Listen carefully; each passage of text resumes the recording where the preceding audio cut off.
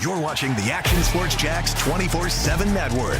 Now it's time for the Brent and Austin Show. Nick, we wouldn't want you to have any other shot to start this show. Couldn't have another shot. Your final episode of here the Brent and Austin Show. Did you have a tearful goodbye on Stadium Pulse? No, he gave me a moment to kind of like stand on my own pedestal and give the hottest takes I could. Are they all orange takes? No, they're not all orange. Some are clad in red. One's clad in crimson, but that's the downfall and death of the Alabama dynasty, hopefully. Very good. Very good. Nick Saban trying to save football now instead of the Alabama Crimson Tide. It was pretty wild, that whole story. It's like Alabama and the billionaire guy who played at Texas Tech. Yep. Dude just sold this place for $4.1 billion or something, whatever. That's nuts. That is crazy, man. Unreal. It's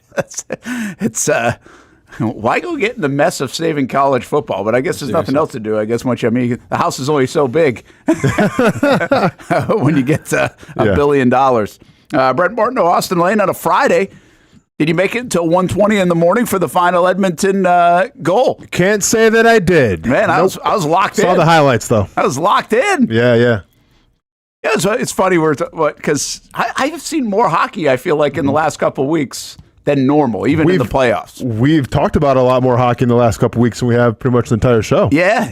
And it's. I mean, I feel like I'm catching them in the right spot. It's like overtime or the third period. So like if it was the first and second, I'd be like, okay, I'm not making it through this, but I'm just landing in the right spot. And that included last night when I got home and Ty was watching it, and so we just locked in. Yeah. I mean, Steph, Ty, and I locked into some hockey between Edmonton and the Las Vegas Knights. And I was thinking this. It's a strange sport when Connor McDavid can be considered one of the best players of the last couple of decades. Sure, yeah. Right? And maybe, I think we've pushed... you gotta be careful to put Ovechkin and Sidney Crosby aside so quickly. I was gonna say, right? Yeah, there's a lot of good players out there. But that's what some say, right? Like he's that good, but he is that good, and he's so noticeable. The thing that gets me about him is he's so damn fast on the man. Is he fast? Effortless? Yeah. Fast. Name a play like it's Tyreek Hill on skates. Sure, like he jumps out different than everybody else. Yep. Think about basketball. Who's like fat? Like was that John Iverson? Morant? Oh, back in the day, Iverson for sure. Yeah. With his crossover, I think John Morant's up there. Yeah, I think Morant would. But it's hard to look different when you're in that. Sure. That just does. It's easy to look different when you're in high school. It's easy to look different when you're Derrick Henry playing against Yuli. Yeah. But man, the speed that he skates with, it's just like electric when he gets the puck. But that being said, if you're Allen Iverson, if you're John Morant, if you're Tyreek Hill.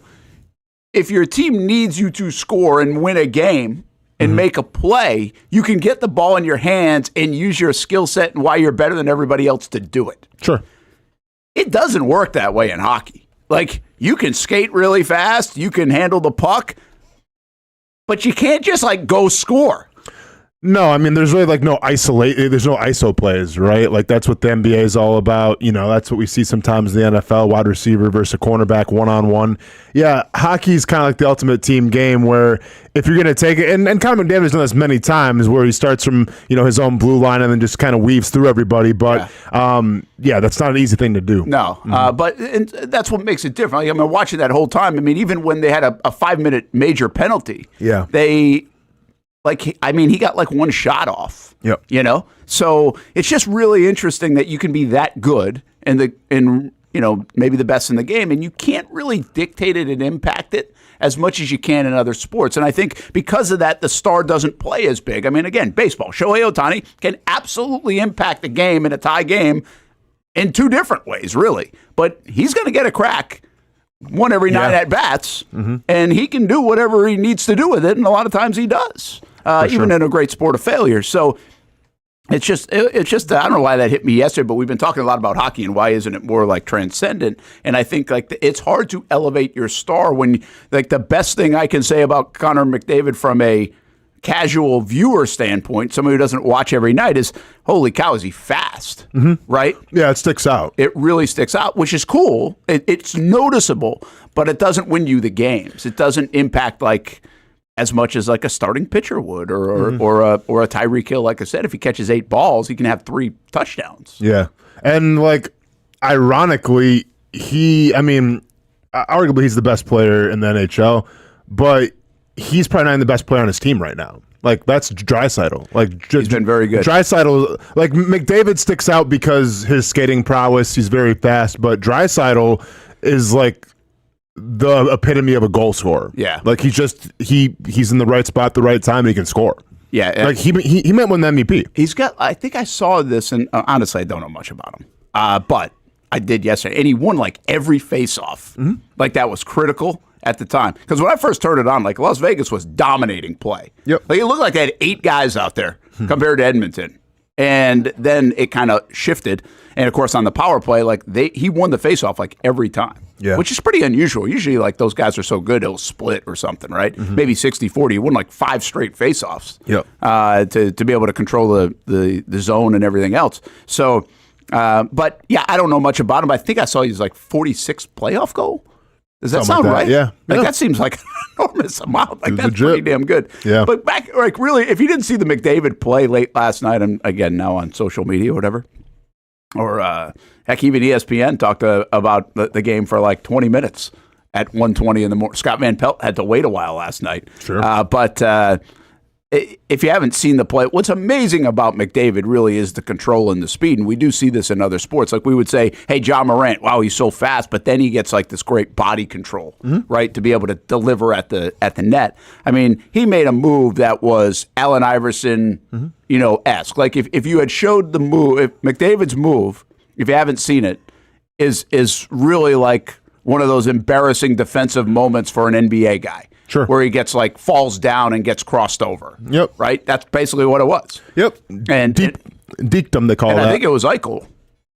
I can't. I mean, I'm pretty sure it was. Okay. I think it was Eichel. But so anyway, I mean, it was that kind of move. In basketball, we're like, oh, in hockey, we're like, oh, really? Oh, cool, nice. Yeah, yeah. But then he goes from that and going 0 to 60 to slows the game down and dishes off for the game winner. I mean, so to be able to do that all is really, I can appreciate even as a very like casual hockey fan. So that was a good one, and they've won 2 on the road now. Yep. And that's important for Brent because I've got Toronto and Edmonton in the Stanley Cup, and so far in round 2, we're looking pretty good. There we go, man. That's your hockey talk for the day. I like it. That is. That's I'm invested. Yep, Nick in the daytime. 2 things, man. Go ahead and bring your mug on the stream here. How's that hair looking? Because this will be the last time we see you. So It's interesting. It's got to get a look at the hair here. Okay. When is the curls going to start popping up here? If I had to project, we're gonna say 1st of September. 1st of September. Okay. Like the length actually getting there. Yep. Okay. Got This you. is 2. No, this is actually, I think, almost 3 months removed. Okay. Wow, it's been that long, huh? Yeah, because it was like right after my buddy's wedding in February, so I got back and then had it buzzed like a week later. Nice. 2 weeks later. Okay. Gonna be rocking that Jack Harlow hair in no time. Yeah. Tennessee boy too, right? Or No, Kentucky boy. I missed it by that much. Important question for you. You have a wedding coming up eventually. Yeah. December. How many? Still time to call it off. Easy, Brent. Oh, no. Ouch. Lady. How many? What's your guess like in terms of people standing up in the wedding? Because I'm not sure if you heard Hamby's. He's going 20 on 20. What, are you talking about groomsmen? Yeah. I'm just saying, like, people like standing up in the wedding. Oh, she's got 7 with 1 that's a flight risk, so maybe 6. I've got 4. Okay, whoa. It's a friend that man. lives in Washington State. Whoa, okay, I know. Hey, I don't care where she lives. I just care about being a flight risk. You got to indulge us. Don't need to hear a That's name. what she's told me. Don't need to get a name or anything. Don't need to get a lot of details. But why is she a flight risk? This is amazing. Was there? She got married in Hawaii, and the fiance was invited, but it fell at a really awkward time, so she couldn't go. So she feels like maybe there's a chance. She's like, you didn't come to mine. I'm not coming to yours, which would be fair. To an extent. Hey, Nick, in the daytime, you can't go around saying flight risks if it's not, you know what I'm saying? So you said flight risk, like, hey, was there an incident with, like, the FBI? Okay, maybe it's not a flight risk, but, a flaky one. Okay, so there's some kind of bitterness, There's no bitterness, I don't think, but I'm just saying there's a chance, because it is a really long flight. From Hawaii? No, from Washington State. She's from Washington State. Yeah, the friend is from opposite other side of the country. Sure. So 5 hours? 5-hour flight? It's actually I think 8. Okay, I mean the time difference out. Okay, gotcha. The honeymoon's Canada, and it's generally like right above it, due maybe northeast of it. You going to Vancouver? No, Banff, Alberta. Oh, you're going to Banff. That's going to be nice. Yeah. I didn't know that. Yeah, You're going to Banff in December? yeah. Oh my God! I'm so pumped for it. What is, do you do you ski or snowboard? No. We might. I've never done it before. Well, I hope. Find out real hard how to do what it. else are you gonna do? Hot tubs or what? Snow tubing. We'll do some exploring. There's no golf. Have you heard of Banff? Yeah. It's supposed to be unbelievable. For a honeymoon? It's like from pictures, it's gorgeous. It's gorgeous in the summer, Nick. Yeah. I'll tell you, no, In we're the winter summer? people. We're winter people. I mean, dude, listen, geeked. man. I'm all about the winter. I just feel like honeymoons, we're thinking like on the beach. We're drinking like, pina Y'all know me. coladas. That's the norm. That's what you would think. I don't know you, actually. Don't that's say the I thing. know you. I don't know you at all, man. Well, you know me well enough to don't Yeah, think I'm going flight to do what risk. everybody else is going to do. How long are you going to Banff? This is true. It'll be a week. We'll fly up. Weddings on Sunday. We'll fly out Monday night, get there Monday evening, stay in Calgary, and then drive to Banff the next morning. Okay. And I think, be there through Sunday. Burrish has been there. No, I didn't know Bursch had been there. I'm pretty sure Burrish went. I thought he went with his dad. Like he just went to like a safari with his dad. I think he had a trip with his dad, like fishing up there. If I'm not there's mistaken. a lot of fishing on. I think it's So Louise. I think they went in the summer. Yeah. I had never heard of They go Banff ice fishing. until about a decade ago, and we had a GM here who really helped kind of build a lot of what we do in sports, quite frankly, and is now retired. And I remember like they were doing some sale. This back when companies, I guess, did sales trips or something because he Team was doing bonding. a sales trip within the company. And they ended up in Banff, and I was like, "What the heck is that? I've never heard of it." And then the last decade, I've heard like a lot about it. All of a sudden, it's one of those things where it's like if you drive a minivan, you see 50 of them on the road right next to you, and apparently it just looks unbelievable. Yeah, it's gorgeous. It's very remote though. Yeah, like to the point where even self coverage is tough. So. In the middle of winter in Canada, I'm already concerned for you. Well, the thing to even get in, you have to buy a pass into the national parks in Canada even to get into Banff. That makes sense. Because Banff is a town inside the national park, inside Banff National Park. It's like we have to buy a pass just specifically to get in. Yeah. So it's like layer upon layer. The thing is, I've seen recently, kind of like you said, once you see the one minivan, you see 50 of them. So the hotel we're staying at the last night's essentially the most famous hotel in all of Banff. It's the Fairmont Banff Springs. Ooh. And they supposedly, I've seen various people. They've got one of quote the prettiest golf courses in the world. Mm-hmm. Now December might not be that pretty. You better won't use see it. like a yellow golf ball, so you might see the ball somewhere. So I'm kind of bummed. Like I don't golf. I want to get into golf, and it'd be pretty sweet to play that, but it's still going to be cool to see it. And we've got like the mountain view rooms. It's going to be fantastic. That is going to be. That's a cool honeymoon spot in a way. Like again, I'm a little curious about the December. Yeah, but man. It is a cool. Like it's different. Like I don't think I've ever heard anybody say Everybody they're I've going told it's like, huh? Yeah, Yep. which is great though. we are, yeah. But again, it's an awesome place. At least you won't be bothered, I feel like. It won't be that busy there. Probably not. So I don't think Banff, like in the winter times, a really big It's the off tourist season destination. for it. It is sort the of. off season. But yeah. Nick, can't bypass the lead here. So you got 4 guys standing up? Yeah. So like is your friendships going through a rebuild? How come you only got 4 and then your fiance's got like 7 or 8? What's going on here? It took a lot of like thinking about it and talking and trying to figure out who I really want up there. Okay. I've like pondered or joked about a couple of buddies back home having them up there. Okay.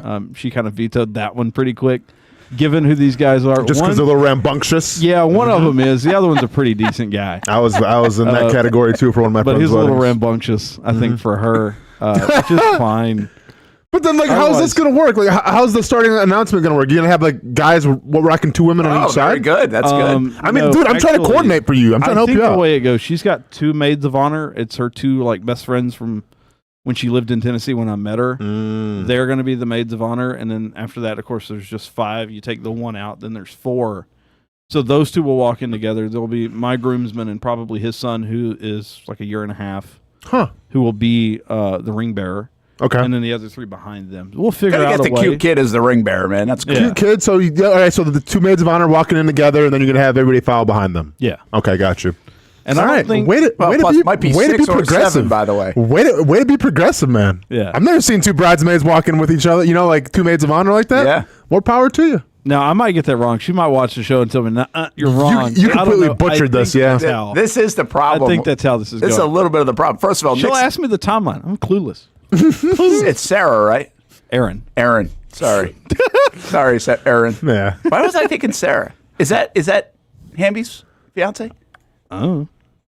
I can't keep track. I don't feel like I haven't got any of the names. Yeah. I know that she works in the NICU, but that's about it. Yeah, we've met her. And Have I? I well, haven't met maybe her. you weren't Yeah, I here. don't. You might have been in fight camp. But either way, she like different than Hamby. Like Hamby says, like the gift that he's getting is future wife. Like she doesn't listen to the show at Hamby's all. locked in. He is Yeah. convinced like she doesn't listen. Now she might have a little ammunition that he doesn't know about, but I think Aaron does listen on occasion. Yeah. Oh, So yeah. you're normally every probably time about I'm to on the get show. scolded some way or another. My bad, So man. am I for calling her Sarah. I didn't mean to set you up. So, but you also can't be locked in Yeah. right now. I mean, the guy ain't locked into the December. wedding. It's December. Like December. Hamby just got locked in like today. a good point. It's a week away from his wedding. It's a good point. You know, everybody else is concerned about and everything else. I mean, we got Tennessee football season to worry about before we worry about the wedding. That's a good point. A lot of things can happen. Concerning thing is, depending on how the season goes, December 6th, that's the SEC championship game. And that's the We wedding might have day. something to worry about the day before. No, because that'll be on Saturday. The wedding's on the 7th. Oh, the wedding's on the Sunday. And then we fly out on my birthday the next day. That was wow. Celebrate You got a one lot last going on. time. That was. Is it just because of the venue on the Sunday wedding? Yeah, so like she originally wanted it in April. We were in line at That's Disney right. for Winnie the That's Pooh. right. You told us that. And missed out on the April one, and then I was like, just painted the picture of a December wedding, and here we are. Okay. Yep. Worked out perfectly in the end. Like, have you heard? Like, I don't know if Austin finished the story. Like, Hamby has 20 groomsmen and 20 on 20. bridesmaids. I just that's how big is the venue they're gonna be at? Well, it's like gotta be big, right? in It's gotta be Callahan, huge. so it's got to be a lot of grass. Yeah, I was about to say they gotta have an open field because there's nowhere else they can be. Well, it's going to be Kind of- outside. that's yeah. kind of all there is in Callahan is open Well, field. there- That's yeah. all. It's open I field. forget about that. You just drive up that one road. Yeah, but it's like, but I mean, that's kind of what it is. So I'm assuming Yeah. I've heard of the venue. I've never seen the venue, but I Yeah, think it's yeah. pretty open. So that part's okay. But I mean, talk about Come a on. headache. Yeah. Golly. Holy cow. 20 and 20 is almost half of our entire like number of people. Oh, we're I told him I had 70 something at my wedding. I think we're at 100 plus 10 for like caterers and the planners and everybody. We're going to give them a table. That's a good spot. But Oh, past that's that, nice of like you. it's 100 people or 105 people. Is that normal to give that group a table? we didn't. I don't know. My fiance wants to just to like. That's compromise nice. the That's a table really to nice be gesture. Good job, Aaron. I'm sure they appreciate that. Yeah, very good. Nicely done. 100 but people's good. That's a good. Yeah. That's a good. yeah. We were like 150 or 200 people and whittled it way down. Got you. We appreciate Gotta you. trim the We fat. don't expect to be Only the invited prime to cut. wherever you're getting married in Tennessee, and we appreciate With that. all due respect, I don't want to. Yeah. Unfortunately, I don't- Hamby invited us. Yeah. Like he felt Got to obligated. break out the Probably. suit and storage. I still haven't found my suit yet. So I'm I mean, stressing don't tell about him, that. but we really don't want to go It's next Saturday, right? next Friday. Oh, that's right. What time's the wedding? It's like 4:00. I was about to Don't say, worry, we're it won't gonna do be the hot show or from the wedding? anything. Yeah. I'm still debating like what shirt to get. I feel like For yourself, or I mean, to wear, or are you talking Yeah. about a shirt for a gift? I'm- You gonna give him an Action Sports Jack shirt for now, the wedding gift? I feel like we're going. I feel like I'm going to get you one too, and we're both going to wear. I'm not in Hamby's wedding party. I like that. Because there'll be That'd be like pretty 4 good. people there Nice. that aren't. Nice icebreaker. yeah.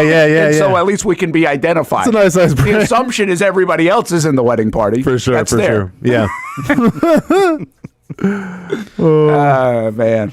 Wedding talk. Here we go. Yep. There's nothing better. I mean, he started this with flight risk. No, for We sure. thought this Yo, was about to yeah. go on the radio. I'm like, We thought this this is- was about to be 3 hours Yeah. of let's dig into this. Yep. America's Most Wanted Top 15. Let's go. But this turned into Back a to little bit Mugshot of, Mondays. You didn't spend $500 on a ticket. Yep. Maybe we shouldn't. Well, listen, speaking Well, of ours was in Which I Hawaii, respect. so that was more than 500. I mean, Hawaii. I appreciate both of you guys doing a wedding for the first time. I feel like in 5 years of asking about weddings, it's not a destination wedding. Yeah, Like for sure. the destination wedding has become such a thing. But with all due respect, everybody that doesn't, I hope they're great and hope you have a great time. But holy cow, is that asking a lot of people? True. You know? Yeah. I mean, I know this. Liv's got like 14 destination weddings on the whiteboard in the office. She's gone all next year. She's going to India for Dang. a wedding. Good Lord. That's a gift, though. Like there is no That's actually- wedding registry. Like if I'm going to India, which I mean I'll be think pumped to it's go to India. India. You ain't getting a bread maker. Like that's sorry. That's true. That's the gift. That is true. My presence is the present. That's very good. I like just remember, too, you do have a year to get a gift, right? Is that still the thing? Is that still the norm? I had no. Is that? Oh, yeah. I thought you had to get a gift like the day of the wedding or There's like no way in before. hell I'm giving hand me a gift on the Friday. Is it registry I even? think- yeah. Probably. I was gonna give him some monkey, some money like I'm his uncle. I was gonna say like his uncle, but then it came out monkey's uncle. Yeah, I'm gonna give him some money like an uncle. Yeah. Yeah, That's There fine. we I mean, go. that's probably where you go with it. But at the same time, it's like, I feel like there's something more creative I can do. So I want the time. Yeah, he's getting cold hard cash from me.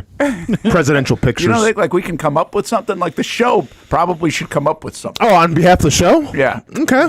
We can do something. Especially if she doesn't listen.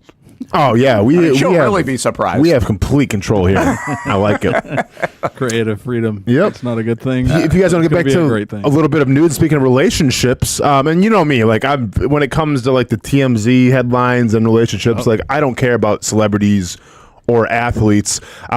With that being said, I care about this one a lot. Bleacher Report just reported that, and this is true, I saw it, it's the gold check mark, Bill Belichick's girlfriend, Jordan Hudson, has reportedly been banned from the UNC's football facility. I saw that. There's a deep worry for how detrimental Jordan can be for not just North Carolina, but Bill's legacy and reputation, everything he has built and worked for over decades.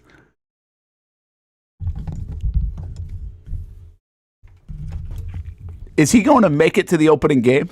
In terms of relationship or in terms of coaching? Coaching. You don't think so? So read it again. I was kind of digesting a couple of things because Aaron has jumped in the chat as well and said the maid of honors are in fact not walking down the aisle together. Oh, come on, Aaron. Man. So, Nick, you really blew that one off. Yeah, Want to try it again? I'm going to plead the fifth. Okay. I done texted her the Good apology idea. text, like, my bad. Good idea. I want to go home. she didn't yell at me for calling her Sarah, so that was nice. The quote, I guess, by the UNC. This is crazy. So the quote by Bill Belichick's employer said there's a deep worry for how detrimental Jordan can be for not just North Carolina, but Bill's legacy and reputation.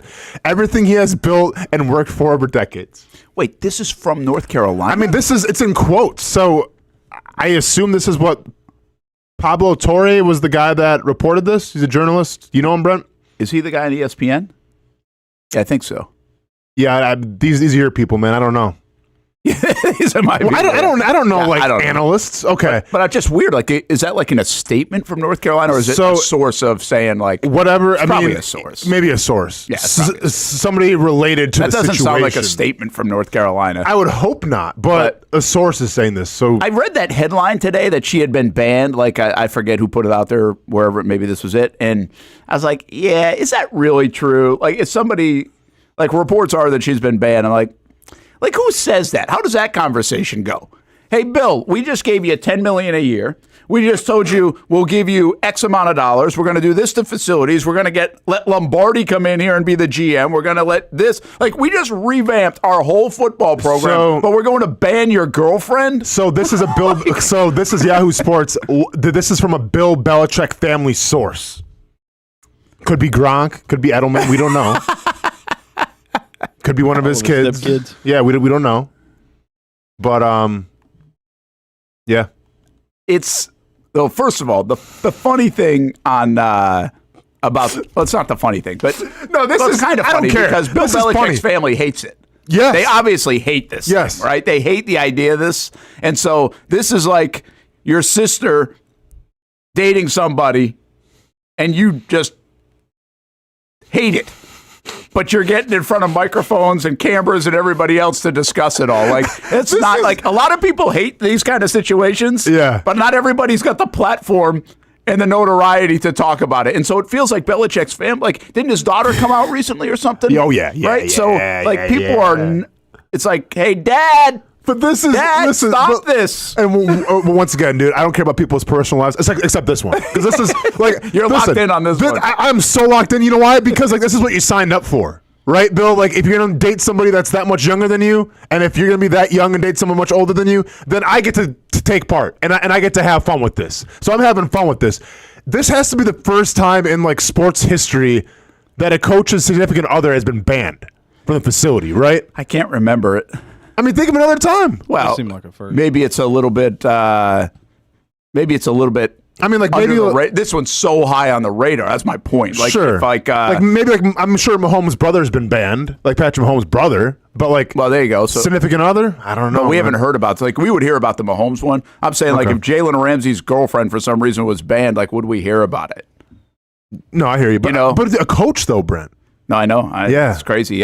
Randy says, Torrey added that Bill Belichick's family is extraordinarily concerned by what has transpired. Deep worry for how detrimental Jordan can be for just North Carolina, but Bill's legacy. Burn it down. Well, here's the other thing about the Belichick stuff, which is wild, that I don't think any of this is hitting fever pitch without the book interview.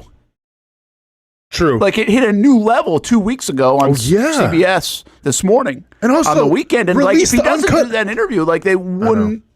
Well, and let's be honest. Whose idea was to do the interview? Was it his idea or her marketing? Like I said, she's part of the marketing team. Yeah. But it's crazy, man. It is wild. It's crazy that we're here, Brent. Like, just, hey, Bill, let's end it.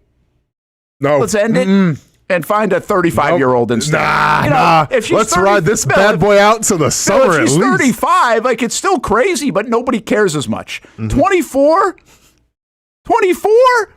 If I was dating a 24-year-old, people would look at me like, ooh. We just said that. Like, Hammy said you're not even allowed to look at the bridesmaids at the wedding. I know. I got bridesmaid banned. I mean, Belichick. I can't even make eyes by the end of the night. I can't even make it. There's 20 of them. Where am I going to look? There's all directions. I'll just be this whole time, just looking down, not looking at anything. I mean, he's going to look at the thing. He's got everything scheduled on it. He's just reading. He's like, all right, we're at this section. We're at this thing. Man. The timeline of the whole wedding. That's all you got. That's the one benefit of next Friday for Austin. By Friday afternoon and evening, he could cancel Hinge. That's what I'm saying. Like, I'm just gonna show up to the reception, play walk, and then WAP, and then I'm gonna walk out. Brent, you'll see me for 5 minutes. It's all good, man. They already have an exit strategy. Very well done.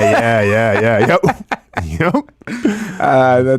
That's wild, man. This Bill Belichick stuff is crazy. It's the best, Brent. We have a lot of relationship stuff this week on the show. We do. I mean, maybe a Relationship Friday or something. Relationship Fridays, we can do that. Yeah. I like that. Should we start Mugshot Monday didn't work so well for a lot of reasons. First of all, what about worked great? Well, it worked great. But don't say the people in the chats weren't all about it. No. Okay. It just wasn't going to work, folks. For some reasons, but wasn't our call. But we could go like happily married or divorced. like bet or something, like play some bets predictions. Yeah, I like that. I mean, if you see divorce rates these days, though, Brent, like I know where it ain't looking good, man. No, it ain't looking good. Like especially like celebrities, I feel like I appreciate though that people keep trying. Yeah. Trying to stick to those, traditional values. Let's take a time out. We'll talk some football's rookie minicamp, by the way, today. Jags are on the field today. Close to the public, though, right? Get that sky cam. Yeah, no, don't. No, come on. Hey, Nick. We'll get in trouble. I'm working on it here. Not that one. Yeah, not that. Hey, can you spin that downtown cam just for a minute? Just a glimpse. Just a glimpse. Let's see if they're on the field. What's Travis Hunter playing? Defense or offense? Let's take a look. We'll have like a internal. I shouldn't say this on front of a microphone. We won't be doing that. Okay. We'll be there tomorrow, though, for it. Yeah. Brent and Austin Show on the Action Sports Jacks 24/7 Network. Are you about to graduate high school and haven't decided on what you want to do when you get done? Well, one option is to apply to become a student in the Electrical Training Alliance of Jacksonville. Their program offers structured classroom and online training, along with on-the-job training so that you can earn while you learn. Still not convinced? The folks at ETA Jacks are a tuition-free 4-year apprenticeship program. There is no tuition and no student debt. Just pay for your books and your fees. That's it. Now, speaking of pay, students, they start off making $40,000 per year, including benefits, and they graduate, get this, making over $80,000 per year, including those sought-after benefits. Now, that sounds pretty good to me, and if that sounds good to you, it should check off a lot of boxes. So head on over to etajax.org and apply by May 15th. Again, the website right here, etajax.org. Don't wait, apply today. People helping people. It's at the core of what Alive Credit Union is all about, and it's been that way for over 70 years. From the start in 1954 to today, the mission remains to inspire financial wellness and give you a financially fit lifestyle. Alive Credit Union and its employees are committed to not only serving their valued members, but also our community here in Northeast Florida. I had a chance to see that commitment firsthand as Alive partnered with our Action Sports Jacks 24/7 team to bring you Armada men's and women's soccer broadcasts. Inside the 18, it is a shot, and it's a goal! Chloe Chivers! And that connection to the community continues with Alive Credit Union's support of the Police Athletic League of Jacksonville. Alive Credit Union's commitment to our community also involves serving the financial needs of all first responders through the recent merger partnership with City and Police Federal Credit Union. Join the community and become a member of Alive Credit Union today. Find out the many ways you can be inspired in financial wellness at alivecu.coop. You trust CGC to make your water great, and now you can trust CGC with your plumbing needs as well. Fast, convenient scheduling, licensed and insured. A quick call away at 904-552-1242. You never know when you're going to have an issue with a shower, toilet, or maybe it's a sink that sometimes is easy to fix. All right, let's be honest. I'm not fixing anything. I'm totally staging this because when I have a plumbing problem, I call CGC Water Treatment and Plumbing. Trained professionals, transparent pricing, customer satisfaction. Small problem or even a bigger issue. Save 10% off any water heater, plus no trip charge. The experts with 25 years of experience at CGC Water Treatment and Plumbing can do it all. Call 904-552-1242 or visit cgcwater.com. For a limited time, CGC is waiving the trip charge on all related plumbing calls. CGC Water Treatment and Plumbing, an authorized independent Connecticut dealer. Florida license number CFC 1432579. For the game day hustle and every day in between, juggling my show Jag Social to going under the Friday night lights and a social life, it's a daily tournament. But this ride, MVP status. The all-new 2024 Lincoln Nautilus isn't just my car, it's my personal locker room, office on the go, and VIP lounge on wheels. Let's talk tech. My profile remembers everything from customizing my dash display to setting the ambient lighting and my signature scent. And wireless charging, essential for live tweeting scores. Whether I'm packing for a beach day with friends or heading to the gym, there's space for every passion. After dominating all day, this becomes my recovery zone. The massage feature is like having a personal PT on call. Life's a non-stop game, but with this ride, I'm always on my A game. The 2024 Lincoln Nautilus. Drive your passion.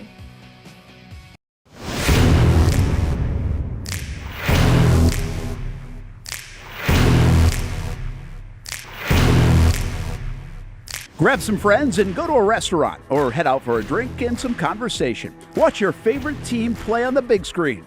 Or how about play some games? You can do all of that in one night at Best Bet. Each location has a different vibe, its own personality, like here at the original Best Bet in Orange Park. When you walk through these doors, everybody knows your name. And here in St. Augustine, it's the newest location. Play some poker. How about the table games? And don't forget about Ace's Sports Bar and Grill. And then there's the Jacksonville location right here on Monument Road. It's the biggest poker room in the state of Florida. Maybe you'll find yourself a seat right here at the final table. Best Bet, where you can have the best of times. And that makes you always go home a winner. Try any of the 3 locations, and you can always visit bestbetjacks.com. Welcome back to the Brent and Austin Show, streaming on the Action Sports Jacks 24/7 network. You got to really do this every time you come back? I was buying his time here. I mean, Austin's not back. I had to get things set up and ready just in case. No, that's good. We got a lot going on that commercial break. Yeah. And by the way, part of the reason we have a lot going on is because we have our debut of the Jacksonville Armada. Really not a debut on the Action Sports Jacks 24/7 network. You wouldn't notice anything different if you watched last year. But it is a little different for us as we are taking these productions in-house. And so the Action Sports Jacks team and Action Sports or Action News Jacks putting this on tonight. So we've getting our crew ready to go out at Edward Waters University. That's where the games are this year. Had Fleet and Footy yesterday. We'll replay that tonight as well. And then we'll have replays of this match tomorrow and Sunday a couple different times. But make sure you check out Fleet and Footy and also the Jacksonville Armada. 7 o'clock kick tonight on Action Sports Jacks 24/7 network as they have their debut season. This men's game will have some women's games along the way as well. Really just about every either Friday or Saturday from now through June. So Killer Tofu, why didn't Mugshot Monday work out? Does anyone know why? Yeah, I do know why, but I probably won't share. Is probably why it was such an ingenious idea is because nobody else was doing it for a reason too. Is what we kind of landed on. So anyway, someday we'll tell you, but you can probably figure it out along the way. Brent Martineau Austen Lane, Nick in the daytime. His final show, by the way, as he heads out to a new life. Post-action Sports Jacks. And we're a little mad at Nick, actually. We're like, dude, you're not getting married till December. Why the hell do you have to leave right now? It's a good point. It's a great point. But he's been, we're almost like like an animal sanctuary. He has been rehabilitated, and now it's time to spread his wings and fly in another state. Time to kick me out the nest, you say. Time to kick him out the nest, man. And he did give ample time, by the way. It wasn't like he decided this last week. No, he was like, I feel like my wings are feeling good. I'm going to fly out here in about 2 months from now. Yeah, he did. He took the victory lap. Yeah. Yep. Along the way.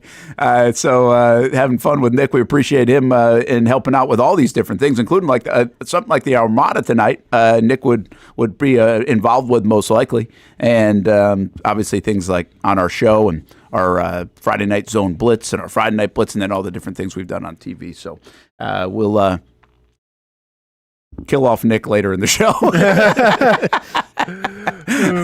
I'm curious how that's going to go in case he shows up. You gotta be careful around Casey, man. He gets morbid in a hurry. Well, half of it last week, I cooked up with him when I just randomly saw him. I think he was here late. Oh, he was here late doing Sharks last Saturday. Oh, yeah. And I spent like an hour and a half talking to him. And at the end of it, it's like, yeah, I'm gone in a week. And we just start cooking up everything for the show. And he was like even trying to plan a way, like Hamby's going to be gone a little bit. He was like trying to find a way to kill Hamby off too. And just like have him be temporary, almost like soap opera-ish, where he's like dead for three days of the week and he's back on Friday. Sure. Killed on Monday, back on Friday. Kind of like that. We just cooked the whole thing up in like 10 minutes. That feels appropriate for Casey. Yeah. Like it really does. Yep. The script writer. Rookie minicamp, you remember it? Well, so we didn't really have rookie minicamp. It was just like lockout. Well, no, it wasn't lockout. Just because I think like back then it was just like everybody had a minicamp. Like it wasn't just rookies on the field. Oh, it was like everyone. Everybody. Yeah. Oh, I didn't know that. I figured that had been going. It must have been shortly after. I wonder if it was after the new CBA. Might have been after the new CBA. Right? That might have been. Yeah. Yep. So you didn't have one. Yeah. Okay. I mean, literally, listen, what these things are, I don't know what the heck it can be. I mean, you're getting a guy just walked off across the stage and graduated college yesterday in Travis Hunter. Of course. I mean, what are you going to do with him over the next couple of days? That you're not going to, you're jogging, you're doing some calisthenics, you're shaking out the cobwebs, you're meeting. Hey, this is what there's a lot. I think we could all know what it is. Like, we are not going to see the full display of these guys, and I hope we don't. Like, that's one thing I've really pounded the table on for a long time. I mean, these rookies have gone through the gauntlet since their football season ended, to the interviews, to the workouts, to getting yourself in prime condition. I mean, they've got to be, they might not think they're tired because they still have adrenaline from everything going on. They're exhausted. Yeah. Their bodies are tired. They need some like rest and recovery. And I think people have figured that part out, by the way. It's a long, long year from August or really July of last year when you play your last year of college football to February or January of your rookie season, it's the longest 18 months of your life. Yeah. Where you just don't get the recovery you need. Yeah, so this is the thing that, coaches got to do here, talking to Liam Cohen and company, right? Like, you want to, for this rookie mini camp, like, you want to establish, like, hey, it's not college anymore, right? It's going to be different now. It's going to be hard work, it's going to be hard in this Jacksonville heat. So you kind of got to, like, pump the gas a little bit, but you can't pump it too much where there's a risk of injury, right? So you got to toe the line of, hey, you guys better be coming here shape when training camp starts, but also you don't want to be like, having to deal with soft tissue injuries. So you have to find that fine line. And, for Liam Cohen being a first-year coach, it could take him a little bit to find that line. But I hope that he errs more on the side of caution than pushing a little too hard. Well, so I was going to ask you that. Like, this is more to me a Liam Cohen thing than it is the rookies. Okay. And why I say that is he's been in with this phase 1, phase 2, so he's been around the football team now. But it's like this next deal where this is an important class for these guys, from James Gladstone to Liam Cohen. So I really think the ball's in his court to how do you educate? How do you transition? How do you say, hey, we want you, like, this isn't your freshman year in college or freshman year in high school where there's a JV team to play on, right? Like, this is come in here and compete now. Like, compete in the weight room, compete in the classroom, compete on the field, because we expect you to deliver. We expect you to, I guess I'm giving a speech right now, but like, it's another tone setter, I guess, for Cohen. And you only get these opportunities so many times to help build the culture as a new head coach. And again, the fingerprints all over this class for this new regime. That's not the case for the team that he talked to the last month when he had him in a meeting room. The fingerprints weren't all over it. Now, some people were, the free agency class, and others you're going to have your fingerprints on because it's a Trevor Lawrence, let's say, or a Brian Thomas Jr., but this one's different. And so I really feel like it's more, this weekend is just as much about Liam Cohen and the message and the coaching staff as it is about these players. No, I mean, it's a big weekend for both players and coaches, right? Because you have coaches now that are in elevated positions where it's their first go-around, and this will be their first taste to getting their messages across and trying to elevate the talent on the field. So it's going to be huge for coaches, and yes, it's going to also be huge for players because this is your first chance to make that first impression. And no, you're not going to have the full pads and everything like that, so it's not going to be a physical, like, let's see who the toughest guy is, let's see who has that dog in him. But, like, I think this whole camp, you're going to find out, okay, who can retain information, who has that football IQ, and who can we trust going forward. I'm going to give you one more thing on this, okay, because I think you can. I'm not trying to drag this out. I mean, I guess we know what it is. We'll have a little bit more on Monday about the camp. We'll have Action Sports Jacks primetime tomorrow. We plan to talk to Tootin, and also we think Travis Hunter's going to talk and Liam Cohen's going to talk. So you'll hear from those guys over the weekend, and also on Monday, and we'll talk about what went down and what we saw. I'll be out there tomorrow as well. And so, like, that is what it is. But to just expand this one more way, the fun, the putting on the helmet and smiling of Travis Hunter, the images that we have the last couple of weeks, that starts to transition now, right? This starts to become business. This starts to become serious. This starts to become about football. And I'm not saying there won't be laughs and jokes and high fives and fun stuff too, but I think, like, this kind of honeymoon of the last couple of weeks is a draft pick, and this guy in particular, from Cohen and the coaching staff, you really start to shape that now. Yep. Like that, because how are they going to do that? The microscope is on Jacksonville on how they are going to handle Travis Hunter, not the person, the player. How are they going to handle it? How are they going to map this out? What's the plan? And so I don't think we see all of that from the outside. I'm just trying to take you inside the walls right now and say there's some significance to it. I don't really think there's a lot of significance to rookie camp when we see him on the field. I just don't. I don't think there's a lot of significance to this time of year from the outside looking in. But I do think internally, especially with a new regime and especially with a player like Travis Hunter, I do think there's significance the early stages of how you set this up and how you make right decisions and set that plan in motion and be transparent and start those small little dominoes that will build to September 13th or whatever it is, right, on a Sunday. So Like, we haven't really said that a lot, Austin. I mean, I think when you have a quarterback that comes in Trevor Lawrence, you would say something similar. But this guy is different than, in my opinion, having Mason Graham walk through the door, or even an Ashton Genty, quite frankly. Sure. Because there has to be a plan and a development and a point of attack that you know from right now. You can't figure that out in 2 months. No, without a doubt. You establish it right now, and then you carry that on to training camp. Hey, one other note about the Jags leaking out Rams and Jags in London. Yeah. We'll see if that's correct. Some people believe it is. Mm-hmm. But I wouldn't be surprised, by the way, if not only that's the game, I wouldn't be surprised if the London leaks were right, because they usually know the London stuff earlier. Like, I don't. If you have a leak right now that says the Jags are playing a primetime game on Thursday against Kansas City, I wouldn't.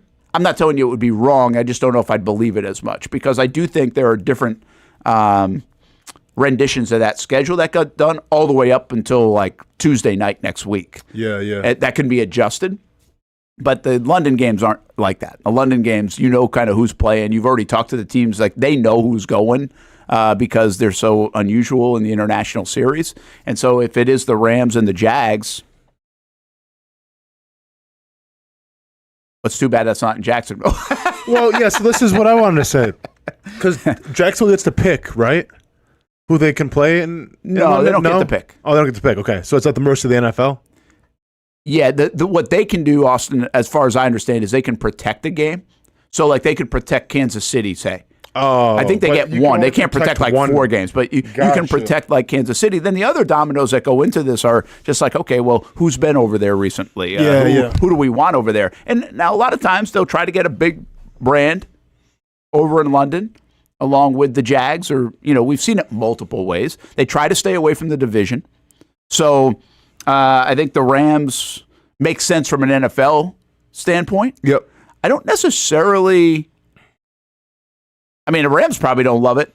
My assumption is they'll now ask the league, and this is why the London international games probably come out earlier, but they'll ask the league to, if they're playing Cincinnati, play Cincinnati, and then they'll probably fly to London after that. Gotcha. Instead of make the long haul, right? So if it is somebody like the Rams. Okay. I don't know. I don't love the fact that the Rams game is a 9:30 in the morning game, because I feel like there are so many storylines that you could play that up higher. For sure. But that's maybe local, not national. Well, at the same time, it'll be a primetime game technically. It's not a prime time game, but it's the only game going on. Yeah. So I'm not sure how much we're going to be invested or how much we're going to tell the storyline between the Rams and the Jaguars and Gladstone and everybody, but might be there. So let me ask you this: if the Rams game isn't at home, like, are you disappointed? Is there a disadvantage at all by not having that game at home? Yeah, I think so, because I just think, and maybe the record doesn't show it the past couple of years, but I think you have a better shot of winning in Jacksonville than you do in London. So with a team like the Rams, who we all think are going to be pretty damn good, who are going to probably compete for another divisional title, I'd like to get every advantage that I could. I think every advantage that you can get is, well, you playing the Rams at home in October. Yeah, I would tend to agree. I like what you said yesterday about Carolina. Like, you kind of feel like you're better than Carolina. So if there's going to be a neutral, you'd rather be neutral against somebody that you're better than. Correct. I can see that. But now if you had Carolina and Jacksonville in London, like, I'm not sure what that's going to do for ratings. I'm sure ratings come into play a little bit when they're planning these games out. What's Randy talking about here? Did I miss this? The Jets will be in London 2 consecutive weeks like the Jags last year? They're playing a home and away game in London? Is that real? That doesn't make sense to me. Or maybe, I guess it could make sense. Because, again, they might be on the docket for a home game, not an annual home game, but like, they are one of the teams. The Browns and the Jets and the Jags are the teams playing the home games. But I haven't seen that. And let's see if I can see if there's a report out there. I'm assuming this would be kind of some leak as well. I just say they're playing Denver. Yeah, is that what the leak is? That they're playing Denver? Yeah. Oh, if they play Jags. They're not playing Jags. They're not going to play 2 games in one. I think that's a Jags thing only. So I think you could eliminate the Jets from this conversation. Gotcha. I think you can eliminate. Somebody said the Colts are playing in Germany or so, or maybe they did that last year. But I think you can eliminate probably the division games because I don't think they like doing that. I think you can eliminate the Kansas City game because I think the Jags will protect that. I think you could eliminate the Jets because they're playing over there, and then it would be obviously. So the Rams are the Rams. It's not the only one, but it's the Rams. So Woody Johnson always gets his way. He does have connections over there, but one game is enough. I don't think you're going to see multiple teams doing that the way the Jaguars did. Let's take a time out here. Brent and Austen Show on the Action Sports Jacks 24/7 Network. We're staying on time today here on the show. NBA playoffs kick into gear this weekend. We catch you up also on a couple other things, including a story that we have from Daniel Griffiths about injuries in the NFL. We went deep diving. He said he texts me every day, and he's like, he'll tell me like, okay, here's the story. Okay. But today's text was, all right, this one's going to be a fun one. I like it. So we're deep diving. Expectations set forth. Yeah, we set the expectations on the Daniel Griffiths article coming up, which you can find always on actionsportsjacks.com.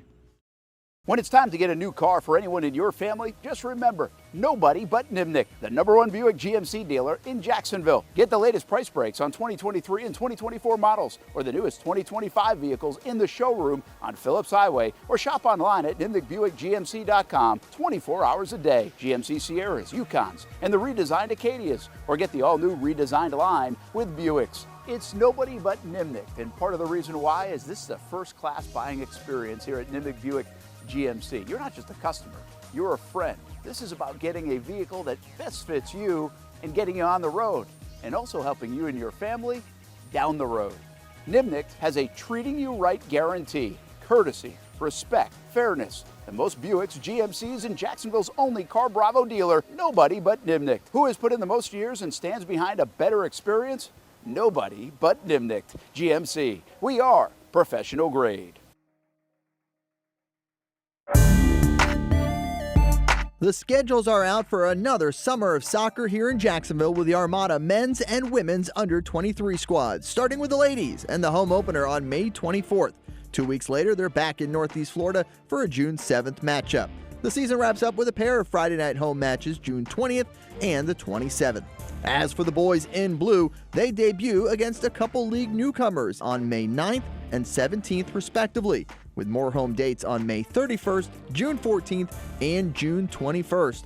All those matches are at Edward Waters University, and you can watch them live on the Action Sports Jacks 24/7 network. Those teams are a big focus on Fleet and Footy, covering the big soccer stories each week on the Action Sports Jacks 24/7 network. I'll put one in the back of the net for you. Join us for player profiles, fun interviews, and the very latest on the Fleet and all things footy. That's every Thursday at 2 p.m.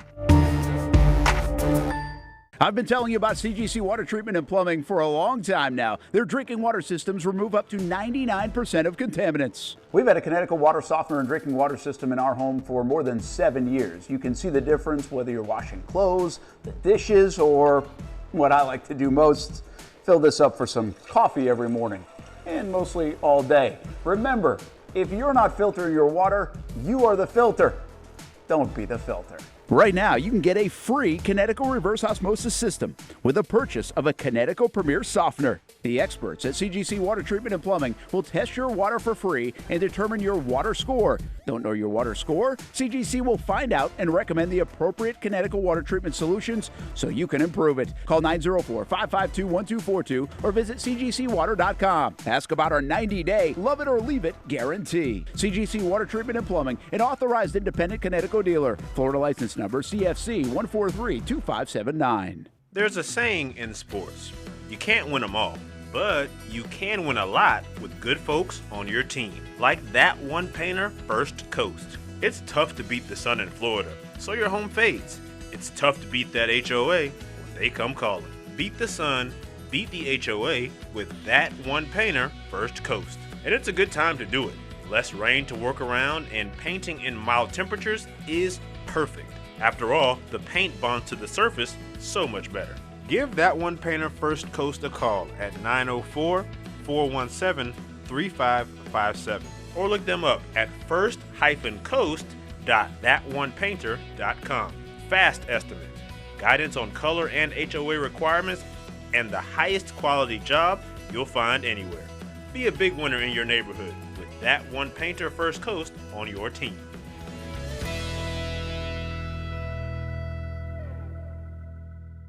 It's fast-paced, Hands off on first down, and there goes Edward Vander.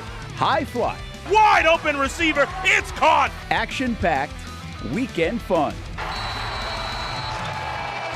Fun for the entire family. It's the Jacksonville Sharks. I feel like anybody could play in this league. It's gotta be like backyard football, right? Whoa! This ain't the Arena League, Brent. This is the indoor league, and they play defense here. It's a lot safer to just watch the professionals play. And watching is a lot of fun. A party in the stands at the arena for kids and adults. And it's indoors. Get out of the heat for the summer and watch the Sharks shine inside. Jacksonville Sharks football, season number 15. It's the Drive for 5, and it's still alive. Get your tickets at jacksharks.com.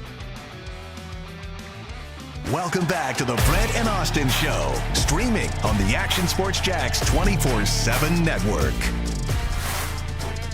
Welcome back to the Brent and Austin Show. Austen Lane holding it down while Brent gets some coffee in the break room. All good. Nick in the daytime one last time. Trying to hit all the right buttons. Pushing all the right buttons. We got a comment from Daniel Kilkenny. The episode that was mostly Austin Nick was one of the most entertaining. Good luck, Nick. Nick, I am going to miss you, dude. I'm going to miss it. It's been so much fun. Yeah, I feel like I said, man, we should have did our own thing back. I mean, I hope you, wherever you go, Tennessee, I guess. Yeah. Whatever you do, man, you gotta, you seriously gotta get like your own podcast going or something. Whether it's with just sports or daily life, man, because, hey, I'll subscribe all day. It'd be a lot of fun. I've thoroughly enjoyed doing this. Yeah. A year and some months ago, I was like, I'll just be back here, punch the buttons, and keep the show afloat. Yep. And you guys had tossed me. I'm just a random guy with a random thing, and it just became more and more fun. The more and more you guys tossed to me, the more and more y'all did that, I got more settled in. Now, Nick, you're despite what your screen name says, which is nothing underneath it, but maybe one day you're gonna be a father, right? Maybe we'll see. No pressure or anything, but maybe you want to be a dad one day. And you know me, man. I'm an open book when it comes to parenting. When it comes to my personal life, for the most part. Got a little bit of a question for you. Need a little bit of advice for you. Yeah. All right. My son Ronan, 10 years old. Mm-hmm. Been kind of getting at me a little bit. Hey, can I get some social media going? Get some social media. Can I get my own YouTube channel? All this stuff. Now, he's going to be exiting 4th grade in, 2 weeks and some change or whatever the case. And I'm starting to contemplate because, listen, man, I can put it in my shoes and say, okay, well, I didn't get Facebook until I was in high school. But keep in mind, that was the infancy of social media. Right now, I say I'm on Facebook and people think I'm an old, which I guess I am. Yeah. What age do you think is the age to start social media? Because it's not like I think my son can't handle it. I mean, he's so much more advanced and so much more self-aware than I was at 10 years old. But I guess it's the parenting instinct. It's the dad instinct in me that wants to protect him. Yeah. Now, from what I don't know, it's not like he's a UFC fighter fighting in front of the world and he loses people some money and he's going to get chastised for it. That's not the case. So I don't even really know what I'm protecting him from. I just get a little leery and a little nervous. So and people in the chat, feel free to help me out, man, because I'm always looking for some advice in terms of parenting. Just trying to do my best here. What age do you think? I think if I remember this correctly, I was in 6th grade when I got a Facebook account. Okay. So I was a little bit older. Yep.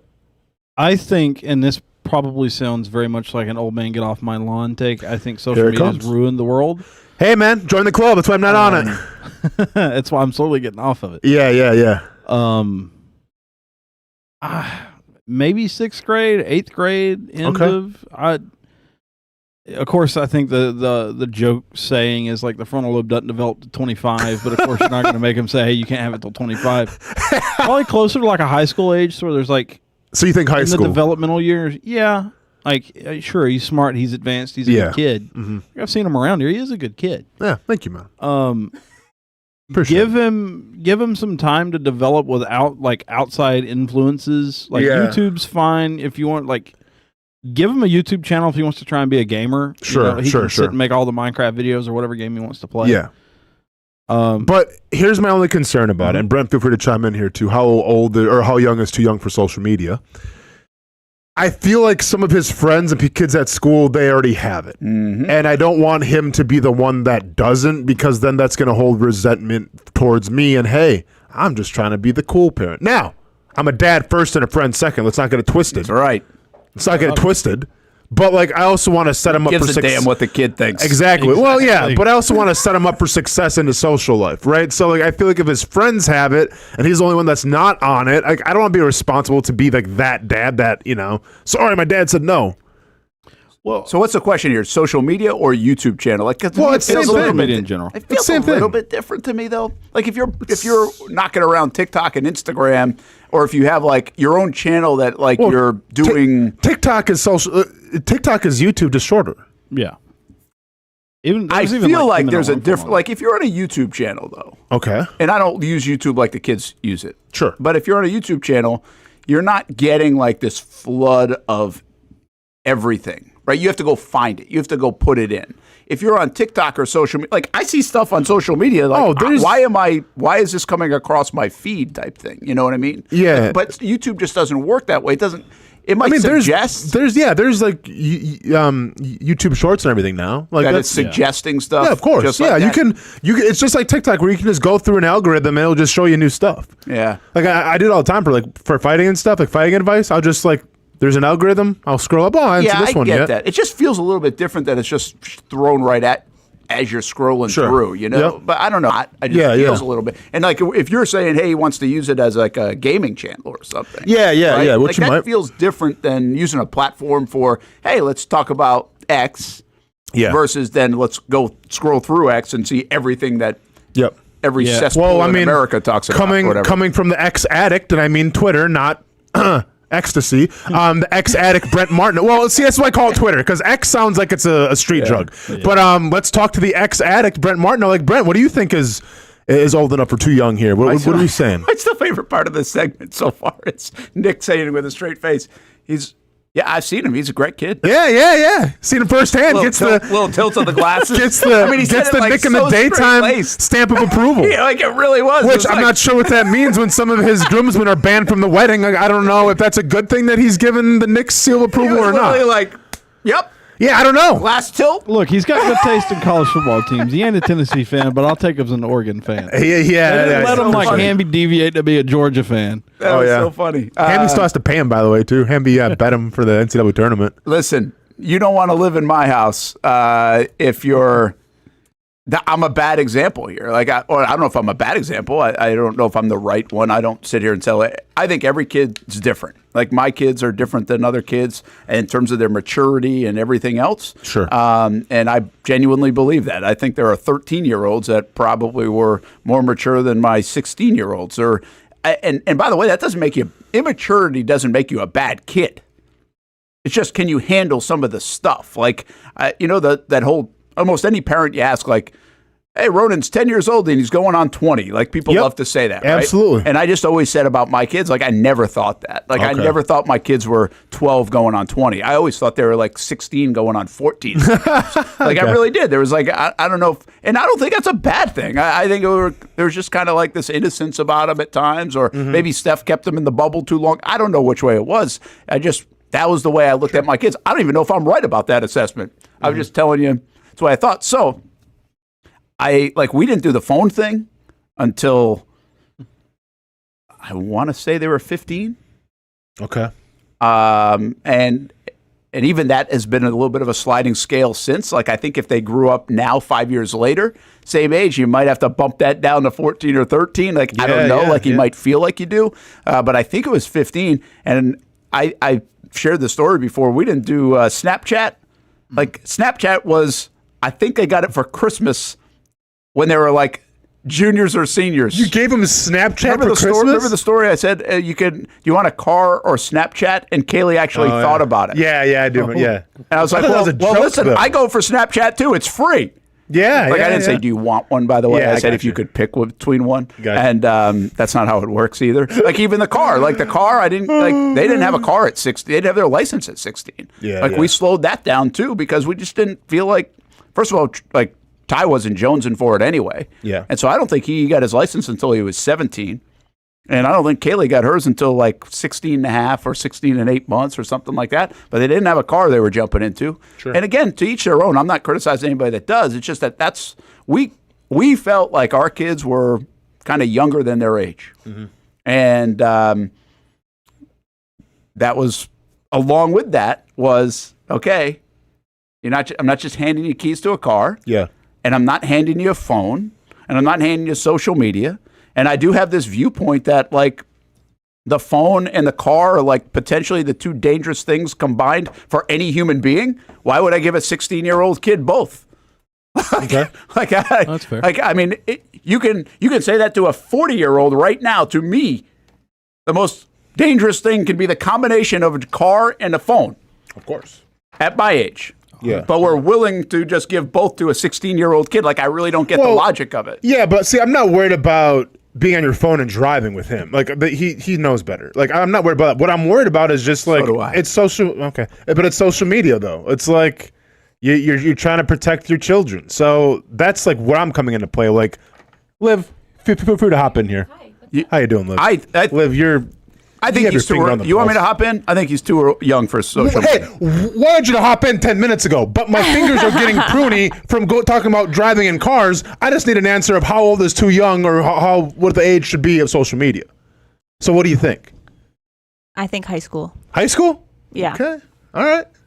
Am I wrong? I think it's unrealistic. I think that's ideal. I think ideal would be, and are there some like laws now in place or trying to be in Yeah, like place? I think if it's like you're under 16 or 18, Is that like real? It's like parental like advisory or something like that. no, Like your I'm not parents have signing to up for sign that. off on that. I'll be honest with you. I don't know if that should be the case, but obviously people have thought they've had to jump in for that. Sure. But I do think ideally, like, yeah, I don't know if I feel like 16's old, like for that, but I don't think like I would say 12 and under. I don't see the benefit of having social media if you're like 12 and under. But how old are you when you enter high school?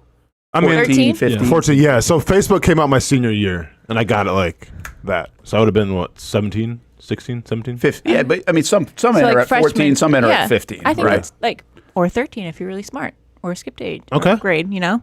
13-ish? Yeah. think? Okay. I think once you hit 10's teenager, too young, though. 10 is way too 10 young. too young, all right. Unless so teenager. it's like, so 13. I think when you hit 13, you can Those terrible teens. All right. I like it. really go all in on the terrible 13 teens, it is. You know? Liv's going to take the bomb for everybody. I say, hey, Liv said it, Roan. Sorry, man. Hey, I was with you, man, but Liv said it. Is he like pushing hard? A little bit. He keeps saying, like, well, my friends have it. And I'm like, yeah, I know. That's cool. What does he want? I think is the question. I think, well, he wants a cell phone. I think he wants everything. He wants, like, Like, Well, so he doesn't have a cell phone? He doesn't want, no, he doesn't have a cell phone. He doesn't want Facebook, I think. I don't think anyone wants Facebook. Yeah. Yeah, but I mean, Brent, he'll get a cell phone eventually just because if he goes to a friend's house, I need to know like, Yeah, if he's okay. I understand But some he'll of that, be yeah. getting a burner. You know what I'm saying? He's going to get one of those burner phones. burner? Oh, yeah. Yeah. Track phone. Oh, yeah, a little track phone, man. Yeah. But like what do you think the percentages are? 10th, he's 10, so that's what, 4th grade? Correct. What do you think the percentages are of kids in his class that have phones? Oh, High, right? very high, yeah. I mean, I haven't asked. His friends have them, so I would probably say 70%, 65%. Yeah. In 4th grade. 4th grade.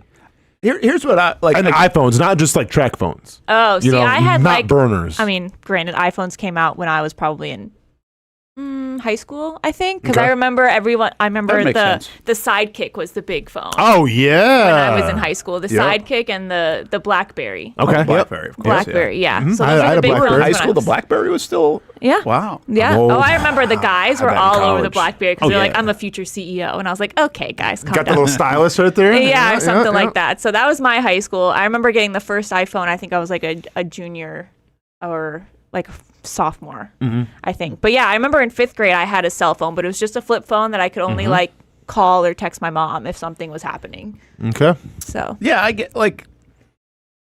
I honestly don't get why kids have phones at 9 and 10 years old. Like I really Yeah. don't. And I think This I will be critical. I don't want to tell people how to parent. I would just say I think it's a lot of keeping up with the Joneses. It's a lot of like, oh, I don't know what else to get them for their birthday. It's like that kind of thing. It's like, what's the point? And what people will say is exactly what you just said, right? They'll say, okay, well, I need to know, like, what if they have an emergency? Like, okay, well, the world has survived for 2,000 years before phones of figuring out how to survive with an emergency. You know what I mean?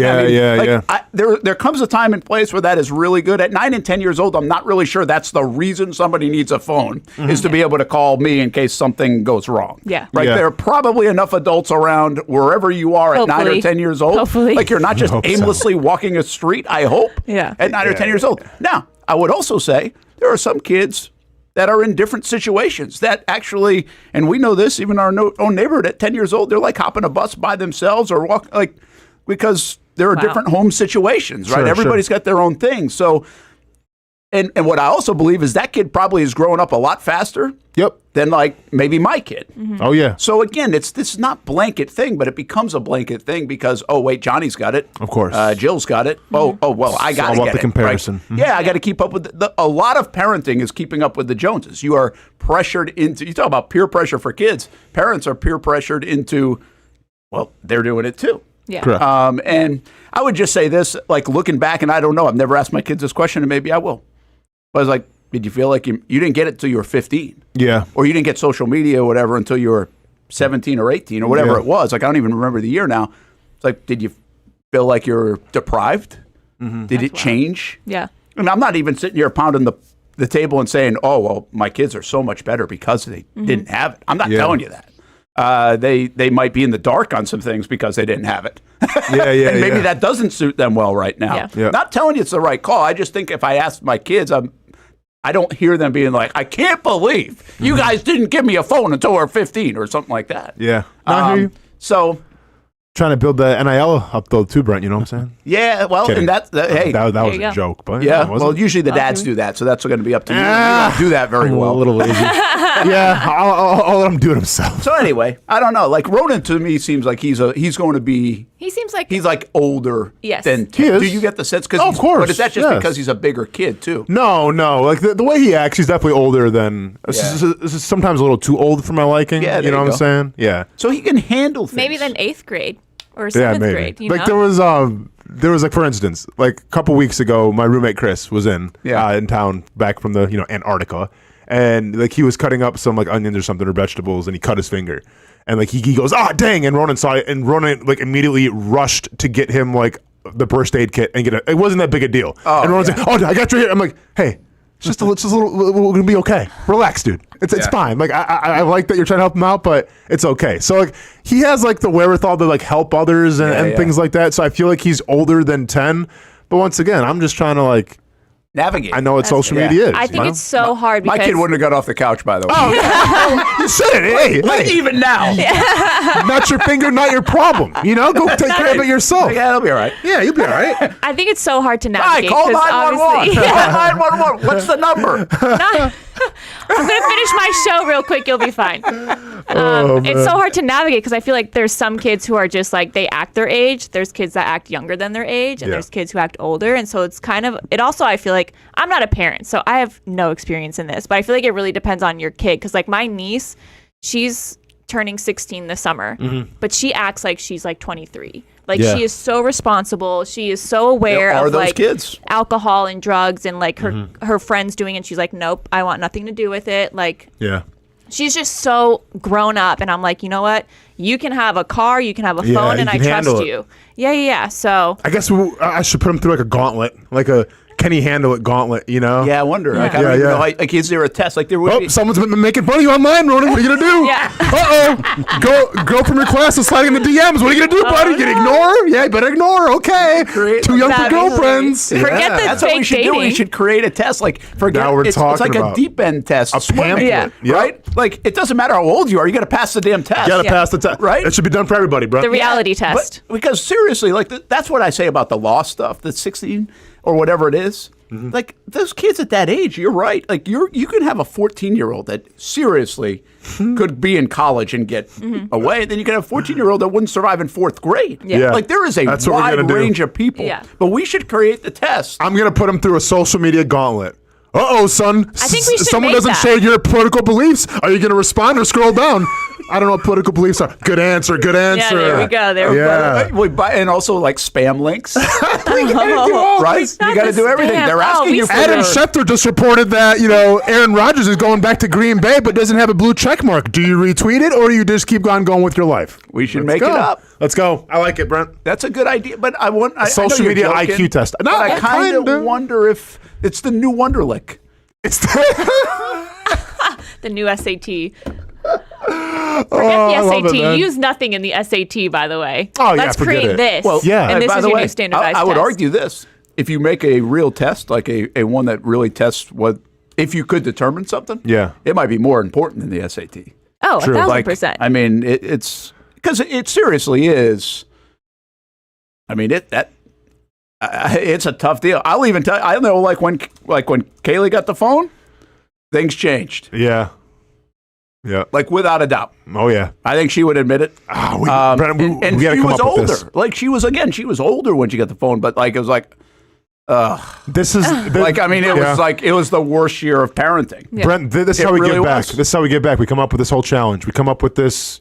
I don't know what you want to call it, but you got to pass this test to get social media. I also feel like kids get way more materialistic when they have a phone because they see everyone else getting something or doing it's something. at the click of her finger. Well, yeah. Exactly. Well, you're right. Like even like what from a video game standpoint. Oh, yeah, that yeah, becomes yeah. that. Well, I got to Yeah. have this from Yeah. Fortnite or whatever. Yep. Sooner or later, like you give it to him once, and the kid's got like 500 charges to your I'm gonna credit do that. card. Oh yeah. Right? Yep. Oh, I just saw can't it. wait. It's so funny that We're you gonna say have so that much because I fun just with saw this. like a 4-year-old kid ordered $4,000 worth of lollipops off of his mom's laptop. And he's like, I just wanted to have a carnival today. So like 4,000 or however many boxes show up at their front door. And she's like, didn't even see it. But it's just like kids these days, man. I always thought like I watched like my old boss in Albany parent basically, like 'cause his kids were a little older. And the one thing I always took away from him, and I don't even know if we did this with our kids as much, but I always thought like he talked to them like they were adults, even Yeah, when yeah. they were like 12. Now, not in everything, but like that's what I remember. It just felt like kind of treated them like they were adults pretty early. And I don't even know what that domino was. Like I don't know if that meant like, hey, they were more mature, they were Yeah. whatever else. But I guess I would say this: like if you're going to give them adult things, Treat him like an adult. then you've got to start treating them like an adult sooner or later. Like you can't have it both ways. Yep. Right? Like and hey, your story of like the electric bike stuff. Yeah. Like I'm telling you, like we go for a walk like every day or every morning in the neighborhood, and all you're seeing is like, I mean, there was a big story obviously down in Julington Creek about a kid who looks like he's doing okay. Yeah. And so that's a huge story down in that St. Johns County area this past couple of weeks. I mean, it was pretty bad. Yeah. And it looks like he's going to be okay. And all I see going to E-bikes. school are people flying by, still no helmet. You can't hear Like, them coming, And you 'cause can't it's hear so them come, quiet. but still no helmet. Like you would think every parent would have seen this news story by now and been like, dude, you ain't leaving the house without it. Yeah. But that's not what happens. Oh, there's kids Right? Like- because I walk to the beach from my house in Ponte Vedra. There's kids with like 3 kids on one e-bike, and I'm just like, did we not learn anything? Yeah. Did we not? Yeah, we didn't, but we like, oh, well, that's not going to happen. Right? Everybody says like it's not going to It's not happen. gonna- But yeah. the problem is like you're letting a kid go 35 miles an hour on one of those things and crossing streets and driveways and everything else, but they're really not mature enough to do it. Yeah. Like that's the point. Like the point is if you give them the phone at 10, are they really, you're just taking a chance that they don't get into the stuff. They're not mature enough to know whatever the stuff is. Oh yeah. I think a lot of it's just hope. You're hoping. But that's what sometimes parenting is just Well, hoping. there is that. You know. I mean, Yeah. listen, you do sooner or later. Yeah. There's hope out there, and you do have to do that. Now, Yeah. there's a time where you hang on too long. Yeah. Might be having those conversations sometimes at home. It's like, okay, Yeah. they're 30. Yeah. Come on.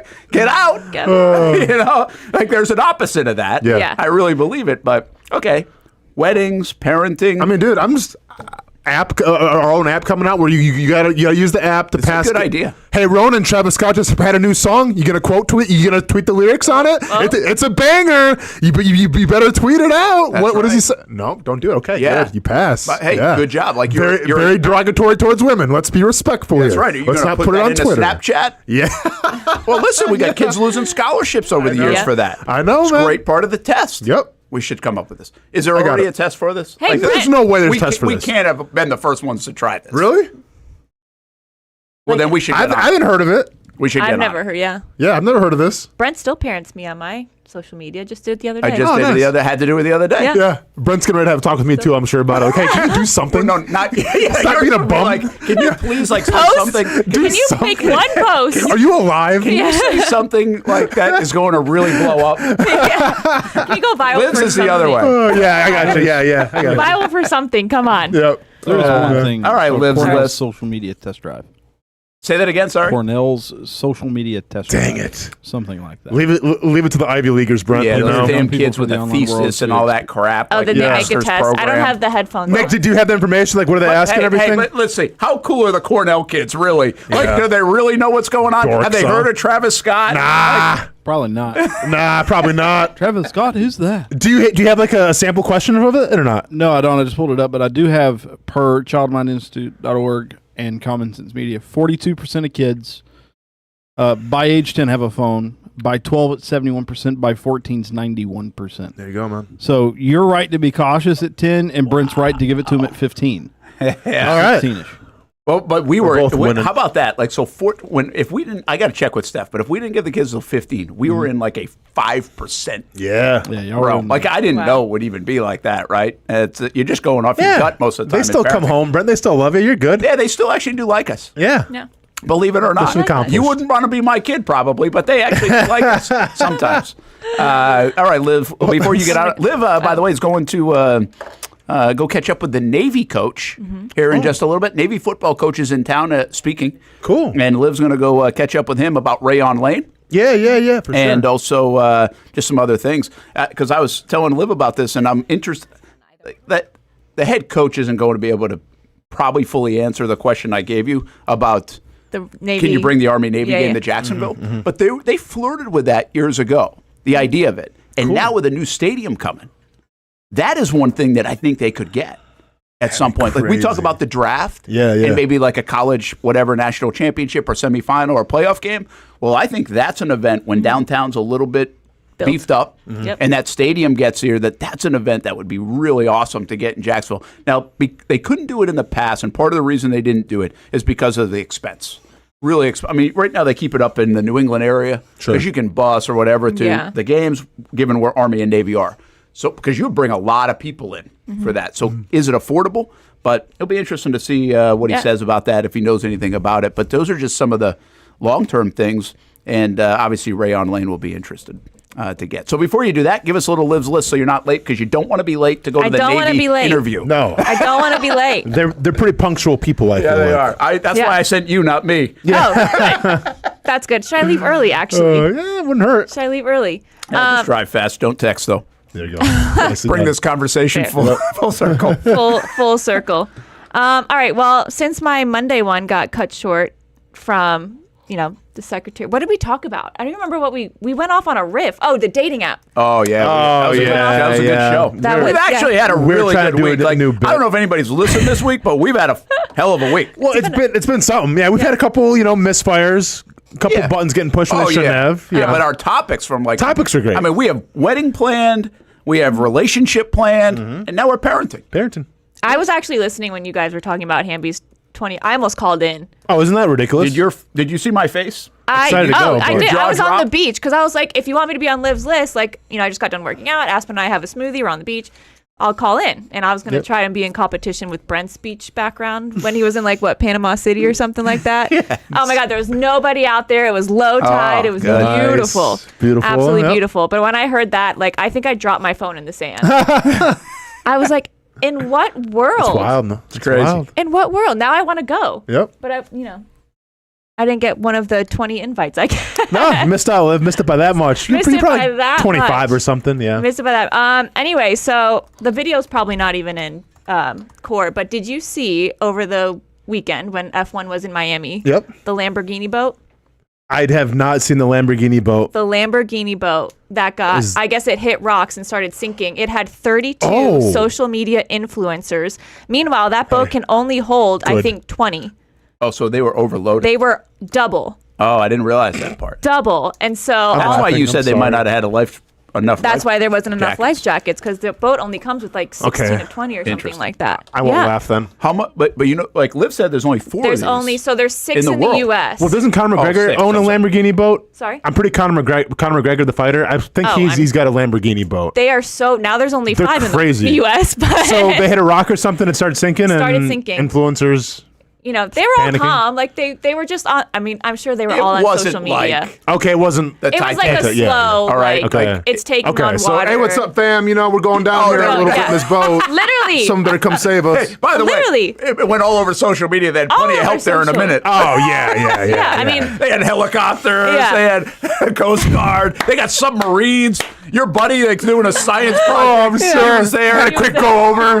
Granted, it wasn't in the ocean. It was like in the inlet. Got to protect the country's best. I got it. So it was fine. They were fine. Okay, glad to hear it. So now there's probably only 5 in the U.S. That's awesome. Do you have any idea how much that is? That was? Look, you can look it up. You can look up. It's there's only like one model of the Lamborghini boat that it was, because I think you even said, like, you saw it. We were like, oh, it's only $4 million, and I was like, $4 million. Oh, is that what it was? Or something not as chaotic. 4 and 5 million. 4 and 5 million? Yeah, the Lamborghini Technomar 63 yacht typically costs before 4 and 5 million, between 4 and 5 million. So, that's 65 feet. It doesn't look that big. Like what it was. It's just long. It was long, but it didn't look like, because I think yacht. Kind of looks like a Shad Khan. I think a Shad Khan. Yeah. Shad Khan's doing it for everybody. Yeah, he does. For everybody. But yeah, that 4 or 5 million is like, for a yacht. Yeah. It's like. That's you'll build another the one. Ford Tauruses of yachts. You know what I'm saying? That's like, okay. It's like, what kind of world are we living in where 4 and 5 million is like, oh my God. Yeah. I know, right? Yeah. You probably got that on the Pope coin yesterday. Crypto. Shout out to the new Pope I live from Chicago. God. Oh, that's crazy. Yeah. Guys, I can't play it for you. I can't play it for you. No, you got it. I knew it. No, I can't. Okay. What, you had the inside source the Pope was coming from Chicago? No, but okay. I knew. Like yesterday during that was when that happened. No, it wasn't during the show. It was right after. Okay. I got a call from my mom, and I was in the middle of like a meeting. Okay. And I knew what it was about. Oh, about us talking about it? Oh, come on! No, not about us talking about it. Oh, okay. That Pope had been named. Oh, gotcha. And so, like, I didn't play it until, like, last night, and I was even at home, like, this was, like, after midnight, and I said, watch this. Mom is going to be fired up about the Pope. Watch. In a good way or bad way? In a good way. Okay, I got you. Like, the fact that he's American. Like, well, see, I didn't know how she felt, because, like, they didn't go with an Italian? Like, you know, it's okay. I will just play you the first 5 seconds. Oh, she's pumped. I'm not. USA. USA. So my mom plays the violin. Yeah. I told you before, and she yeah. plays at church like all the time. So she does a lot with church. Mm-hmm. So she goes, like, we didn't go to church. This is her Super Bowl. We sometimes didn't go to church like we weren't like every Sunday. Yeah. But we went quite a bit. This is her Super Bowl, American Idol, all wrapped up in one. It. But we're Catholic, and so but like I grew up going to church, but I wouldn't call like us like I got crazy dedicated every Sunday, every Wednesday. But we also Thursday. weren't like now we've become a little bit more like Christmas and Easter. Yeah, getting the Cliff Notes. That's okay. Yeah. That's okay. Do what you got to do. My mom, like as she's got older, and she also is just more involved with the church because she plays like all the masses and stuff like that. Yeah. And so, but she's just got more involved. I mean, she's got more time in her hands to get more involved. And so now, like, I'll call her on like a Wednesday. Yeah. And she'll be like, oh, yeah, I just got back from church. I'm like, church on a Wednesday? Yeah. But my mom starts going to church. I asked her, is we good? Like, is everything okay? You're not going through anything? You know what I'm saying? Like, I need to be concerned. I wonder if I'll do that as you get older. Do you just feel like you're back closer? to church? Like, do you go like more? You start building equity? Like, I don't know. I better get on my horse and get going right now. Right, so man. I will play. I shouldn't do this, but I don't know how this is coming across. She's not going to be listening, is she? She'll never listen to it. No. Okay, don't put her on the blast. I'm just playing you the first couple of seconds. Yeah. Hold on. We have a new Hold on. I got to go right from. Come on. Please call him handsome, Miss Martineau. Call him handsome. He's such a handsome. Hi, honey. I'm so excited. We have a new pope, and he's American. He's American. This is the first time ever in the history. 267th pope. Hey. Oh my gosh, she's got her facts down, Brent. Can you listen to like the words? And by the way, I think she's okay with Italian popes. I just think it was historic that it was. I hope so. Brent, cut it off a little soon now. Cut it off. Where are we going with this? She embraces all popes. Yeah. That was wholesome. That was wholesome. I mean, I knew it from the jump. I was like, "This, wait till you hear it." I played it for like Steph and they're like, "How do you get that excited?" Like, it's just like get that excited about the Pope. No, for sure. But That's I guess amazing. a lot of people do. I think. I guess so. Yeah. I respect it. It's fine. It's just Mom was excited. All right, y'all. More power to you. I'm excited to go talk to nothing Coach. else? We had one story. That was my time. Yeah, she's got to go. Dang it. Pope talk got in the way a little bit. That was a good transition. Yeah. So, I did the other show last night a little bit. Oh, you were on again? Yeah, and they We're asked supposed to pump that up. Oh, it's whatever. It's fine. So then they asked me, like, hey, so what do you guys don't do like the whole Mount Rushmore thing, do you? Because like, it's kind of like cheap radio. I go, oh no, we do much more like creative things. I go, we had Pope Power Rankings. and that was with Jeff Lageman, and he wasn't feeling that one.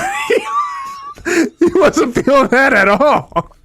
Like, it was a joke, I'm just like, but hey, some people, I get it, man. I could see if you, like, I don't know Jeff from that angle, but I know, like, Sexton. It was Sexton on the show? No, it was JP Sadrick, who, hey, he was on board. Yeah, Sexton probably wouldn't have been. Sexton would have been on board, but Jeff's is like, moving on, all right, back on topic. Yeah, okay, that's okay. Yeah, man.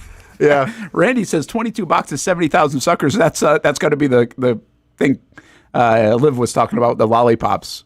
Oh, she bought $4,000 worth of lollipops. The kid, that's awesome.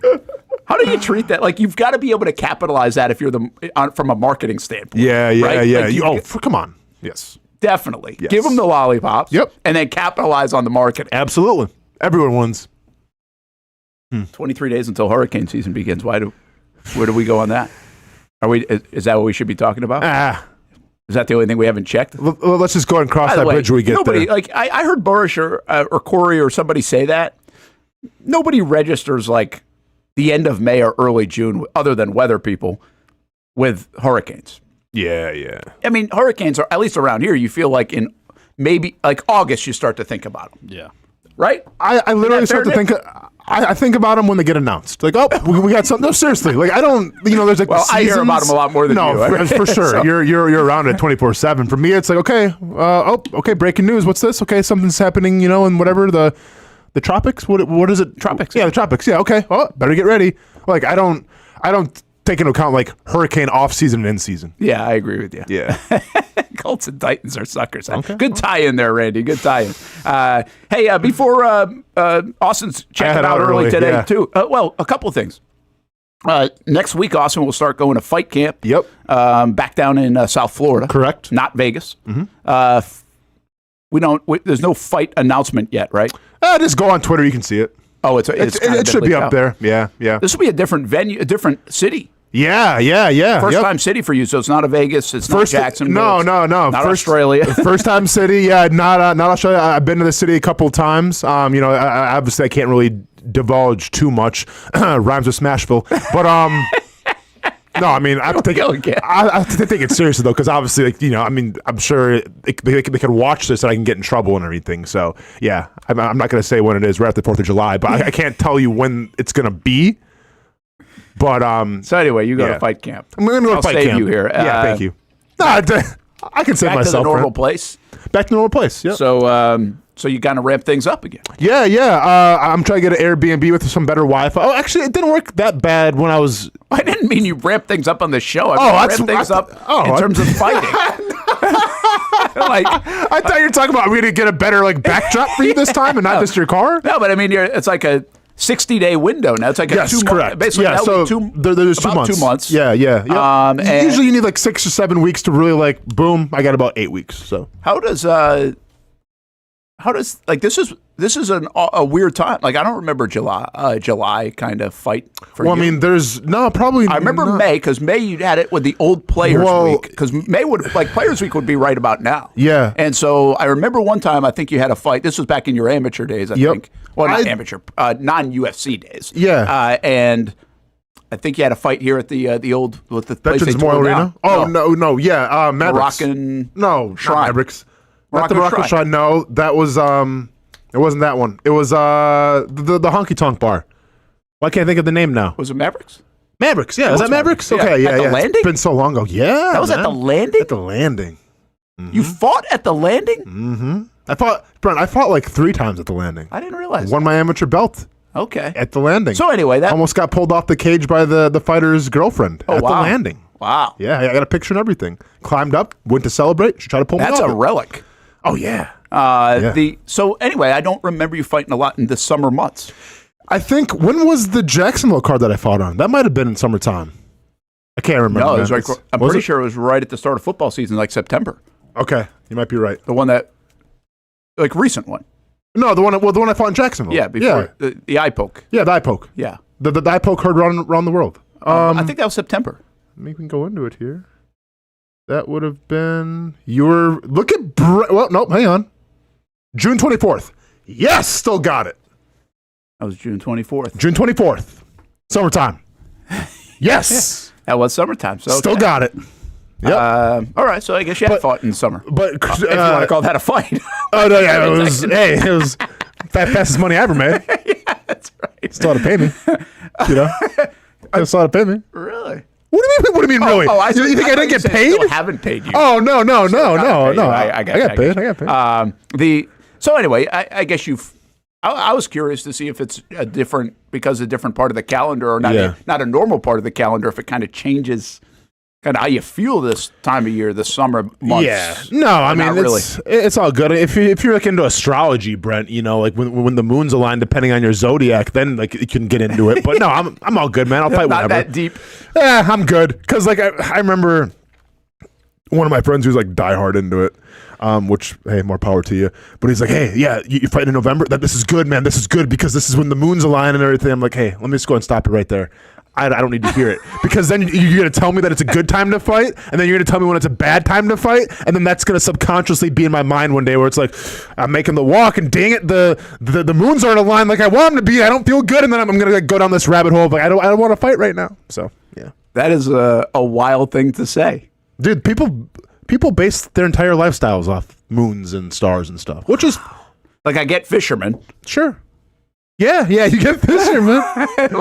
But I think it's just it's putting your faith in something. People put their faith in a bunch of things, that's fine. Yeah. Some the Pope and some stars. Some the stars. Stars. Yeah. What are you working on? In terms what's different? This camp. Oh, this camp. So this camp, my last camp was more of like the all-around game. This one is definitely going to be about more being defensive, like keeping my hands up, and some countering and things like that. Yeah, like I like that answer too. Like I should start grilling you on your fights. Yeah, please, man. Months later, please. Yeah, but like it's a little uncomfortable sometimes. Right after. But maybe like now going into the next one. But then it doesn't have to be uncomfortable, Brent. If I'm not uncomfortable, why do you have to be uncomfortable? Well, I know, but we're in a middle area. Like we're far enough away from that last fight. We're far enough away from the next fight. Correct. And so I would say that like the take is, okay, we're not concerned about conditioning. No, conditioning is good. Like the skill set has definitely got better. See that 6-pack? Right? And in a good spot to the point where really can say even in losses have dominated a lot of the fights for the most part. Sure. So just got to avoid the big one. And a little more right here, like not overexerting myself, right? Being a little more calm, cool, and collected maybe? Yeah, and staying, like you have been at times, but how do you extend that? Like you think from conditioning standpoint, you think physical. Mental conditioning, I would say mental conditioning-wise, okay, 4, 5, 6 minutes, but how do you get that to potentially 15? Therapy. No, I'm kidding. No, but no, honestly, I think is that a fair assessment? No, that's definitely a fair. That's exactly what we're working on. It's funny you say that. So to me, what it comes down to is focus, and it's focus. Like I can sit here and focus all day, right? But what happens when you're tired? What happens when all of a sudden you have that gold carrot in front of you thinking, okay, I just knocked him down. Like, let me go, So it's emotional. It's got to be, it's finding that emotional content to get up for said fight, but it's limiting that emotional content where we're not going to fight outside of ourselves. Yeah. So, I mean, it is a mental game. Well, it's not saying you need therapy. I'm saying it's more self-reflection. Well, no, it's a wild space. It is, man. And even in those moments where you might slip on that, Yep. how do you still defend yourself? Correct. To avoid, to keep the fight. Yep. Because most part, if you can keep in the fight, you're going to win the fight. There it goes. Yeah, the longer the fight goes, the more I have a better chance to win. Yeah. Exactly. Now, Look a at Brent, knockout here or there wouldn't be bad either. But Oh, yeah, like, get it's a little bonus. You know, like it's going to be a weird tie-in right here. Can't If wait. we go back to our Let's Go Fishing segment. It's a little bit like Michael Jordan figuring out the thumb of the bait and switch. that Paul Dozier was talking about. Yeah. Right? It's like Yep. that seems like, okay, if you can fish, you can fish. Correct. Or anybody can figure that out. But Yep. apparently there's a real art to that. Yes. So it's like you got to find that art Yep. of getting in that space where you limit that gap. Correct. That's a good way to put it, Brent. There we go. Look at you, man. All right. So that's what we're working on next couple months. next couple We're months. going to get an update on that each and every week. I got you, from man. Down in South Florida. Hold me accountable, please. We will. Yeah. All right. All right. And I'll be back all bruised and bloody probably for a couple days, and we'll have fun with that too. Yeah, well, definitely. That was a good time. Do you know if the same folks are going to be down there? No, so it's crazy, man. It's a revolving door because guys, you'll see some new people, meet some new people. There's going to be some new people. There'll be some old people though too, because we have fights around the same time. So there'll be some old people as Is well. the Russian dude still there? I think so. Yeah, because I saw him in Vegas. Oh, you did? And he's like, "Hey, brother, you want to spar before you fight?" I go, I'm like, "How those ribs do?" And he goes, So he was cool? Oh no, he's dude. Oh, okay. This is the thing. No, He missed a fight because of it, didn't he? Keep it on the DL, but yeah, Oh. yeah. You're fine. But it's not a big deal. But yeah, he did, and but it's what you sign up for. Yeah. You know, like it's funny, man. Like I've always had this experience where once you throw blows with somebody and you're going back and forth, you punch each other in the face, you get a little bloodied up, you get a little pissed off at somebody, you want to knock somebody out during practice, and that bell rings and it's over. Like regardless of how you're feeling, regardless of how it went, like there's a respect, there's a mutual admiration there. That's a beautiful thing. I actually think that's the way we should work in TV. That's how it should work everywhere. Well, it should. Like I say that all. I'm not kidding here. I'm the same. People will say like. There's a rush that goes into kind of the business that we are in. Maybe not like this one as much. Yeah. Sometimes, but really like on TV, especially if there's like live breaking news and things like that. Yep. And I've always, and Nick knows this because he punches it. He's got, I think, the hardest job in the building, being able to navigate all that and punch it. But what happens a lot of times is there'll be some yelling and screaming and back and forth, or feelings hurt for a minute or two, and it's like the people that can really survive in this business are like, yeah, that was just in the moment, and you can go have a beer together, right? Correct. But there are certain other people that just can't get over that. Like they just hold that, and they're just like, you're a jerk. Yeah. I probably labeled that quite a bit. Sure. But I also am a big believer in like, I don't know why people yell in that moment too, because you're trying to put out fires, and yelling just creates 3 minutes of not putting out the fire. Yeah. So like I have these beliefs, but it's the same type of deal, man. If you can go at it, you're trying to make each other better, it's going to get heated, it's going to be emotional, and then you shake hands and go have lunch right after. Yeah, I mean, listen, I'm all for whether it's political differences, religious differences, or just like company, job, professional differences. Like, if you could just have like a ring with some boxing gloves and let people get in the middle of it and just punch, until you can't punch anymore, like, I think that would solve a lot of the problems, man. Because number one, you learn a lot about the most I've ever learned about myself has been in fighting. Has been in fights, whether it's sparring or whether it's in the cage under the bright lights. Like that's the most I've ever learned about myself, and I think you learn about a lot of other people too, in terms of just like what you should really be mad about and what you shouldn't. Yeah. Like I've been like. The football playing Austin, I always say this story. The football playing Austin, you cut me off in traffic, I'm catching up with you, I'm giving you the middle finger. I may try to take you off the road, right? Like I'm gonna get my payback. The MMA fighter Austin, you cut me off in traffic. That's cool, man. Whatever. I hope you get home safely. Like I could care less. That's a really good like analogy. Yeah, but like, also like understandable. Yeah. And by the way, both sports, I think, kind of allow you almost have to be it that way. Correct. I think football, I'm not sure. I think you have to go give them the middle finger and drive them into and have a little road rage to you. Yeah. Like, by the way, I'm not encouraging road rage. But I feel like you have to do that. I think in MMA you can or you're going to get knocked out. Correct. Now, I'm not sure I'm right. Like football maybe, would you be a better football player if you were MMA Austin? That's a good question. Yes and no. Like, I think my longevity may have been better because I would know how to take care of myself more, right? I was still a little young and immature when I got to the league.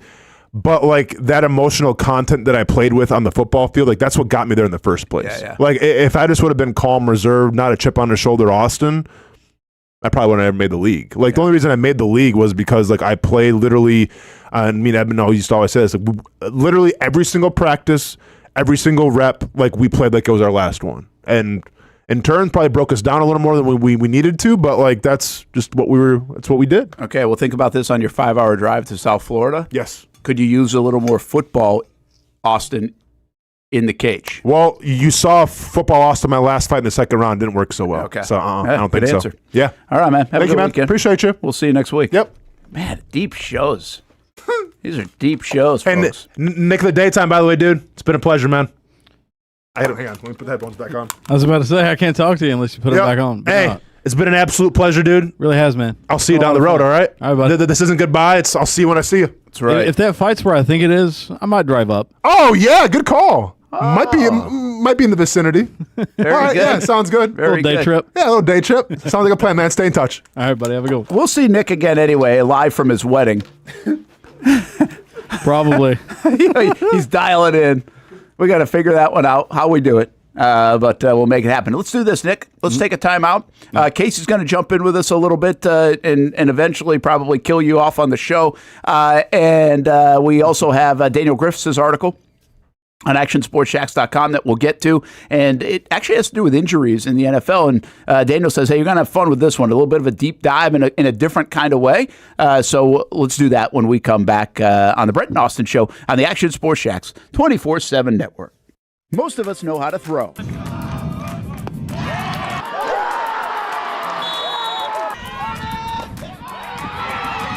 But you need to know what to throw. I'm not talking about footballs, baseballs, softballs. We're talking about those items you need to recycle. Republic Services explains it easy. Recycling simplified. 1. Know what to throw. When in doubt, throw it out. 2. Empty, clean, and dry those materials. It takes an extra minute, but it makes a big difference. And 3. Don't bag it. This makes the recycling process faster and more efficient. This is a look at the Republic Services North Florida Recycling Center. You can make this process even more efficient. By utilizing those 3 steps, Republic Services can help you become a better recycler in your home. Learn more at recyclingsimplified.com. For the game day hustle and every day in between. Juggling my show, Jag Social, to going under the Friday night lights and a social life, it's a daily tournament. But this ride, MVP status. The all-new 2024 Lincoln Nautilus isn't just my car, it's my personal locker room, office on the go, and VIP lounge on wheels. Let's talk tech.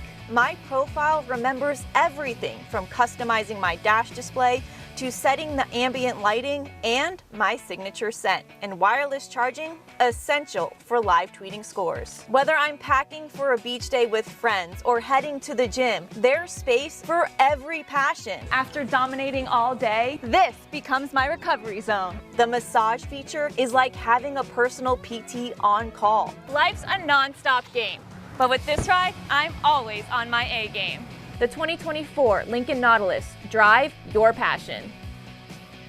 You trust CGC to make your water great, and now you can trust CGC with your plumbing needs as well. Fast, convenient scheduling, licensed and insured. A quick call away at 904-552-1242. You never know when you're going to have an issue with a shower, toilet, or maybe it's a sink that sometimes is easy to fix.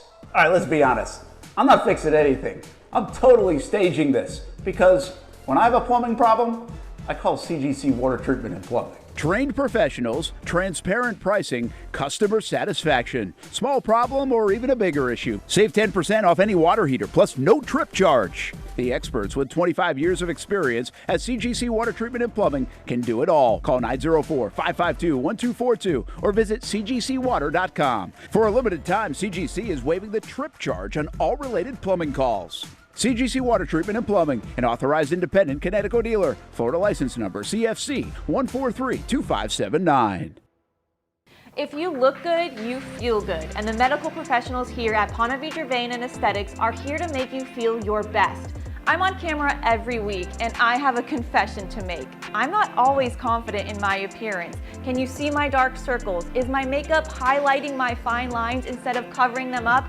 I question it all. So when I found out about the wide variety of procedures here at Ponte Vedra Vein and Aesthetics, I knew help was just one appointment away. Medical Director Dr. Megan Deacon Casey and her board-certified physicians have been using the latest and cutting-edge technology for the last 10 years, giving men and women their personal confidence boost. From Botox, fillers, Morpheus 8, and so much more. The hardest part was figuring out what I needed. Thankfully, the medical team walked me through what would work best for me through a free consultation. Come look and feel your best with the team here at Ponte Vedra Vein and Aesthetics. Visit them at one of their 2 locations, either over in Ponte Vedra or on the south side. Baker's Sports. It's a hometown business filled with hometown people trying to make you feel right at home. Chris Conley, Jacksonville University. Walker Wright, class of 2018, West Nassau High School. Michael Young, Fletcher High School. Baker's Sports started in a grassroots way and now outfits much of the Southeast. Will Olive, Mandarin High School. Go Stangs. High school sports, travel sports, youth sports of all kinds. They are a one-stop shop carrying Nike, Adidas, Under Armour brands, and more. Vincent Caldes, Oakleaf High School. Tony Mazzio, Sandwood High School, class of 2002. Samuel Coffrin, Paxton School for Advanced Studies. Whether it's sports teams on the field or it's your team in the workplace, like our Action Sports Jacks team, and community events like the Dream 18 Golf Tournament, and many others. Cole Tilley, Hilliard High School. Reagan Webb, Eagles View Academy. Look good, feel good, play good with Baker Sports. Custom sports apparel since 1997. Shop with the hometown team at bakersport.com. Welcome back to the Brent and Austin Show, streaming on the Action Sports Jacks 24/7 network. Hey, welcome back here to the show. And if you're car shopping at all this weekend, head on over to my friends at Nimnick Buick GMC. Bravo Rama is back, so you can visit Nimnick Buick GMC. Get the biggest, bestest deals of the year on select certified used vehicles. It's a cool program and the only one in Northeast Florida. Jacksonville's only Car Bravo certified dealership is Nimnick Buick GMC. And you can certify all makes and models: Honda, Toyota, Kia, Mazda, Ford. All makes and models. Don't forget who gives you top dollar for your trade. Nobody but Nimnick. And then how about the GMC Sierras? $10,000 off. Some GMC Sierra 1500s. 0% financing. Gotta love that as well. Tough to find these days.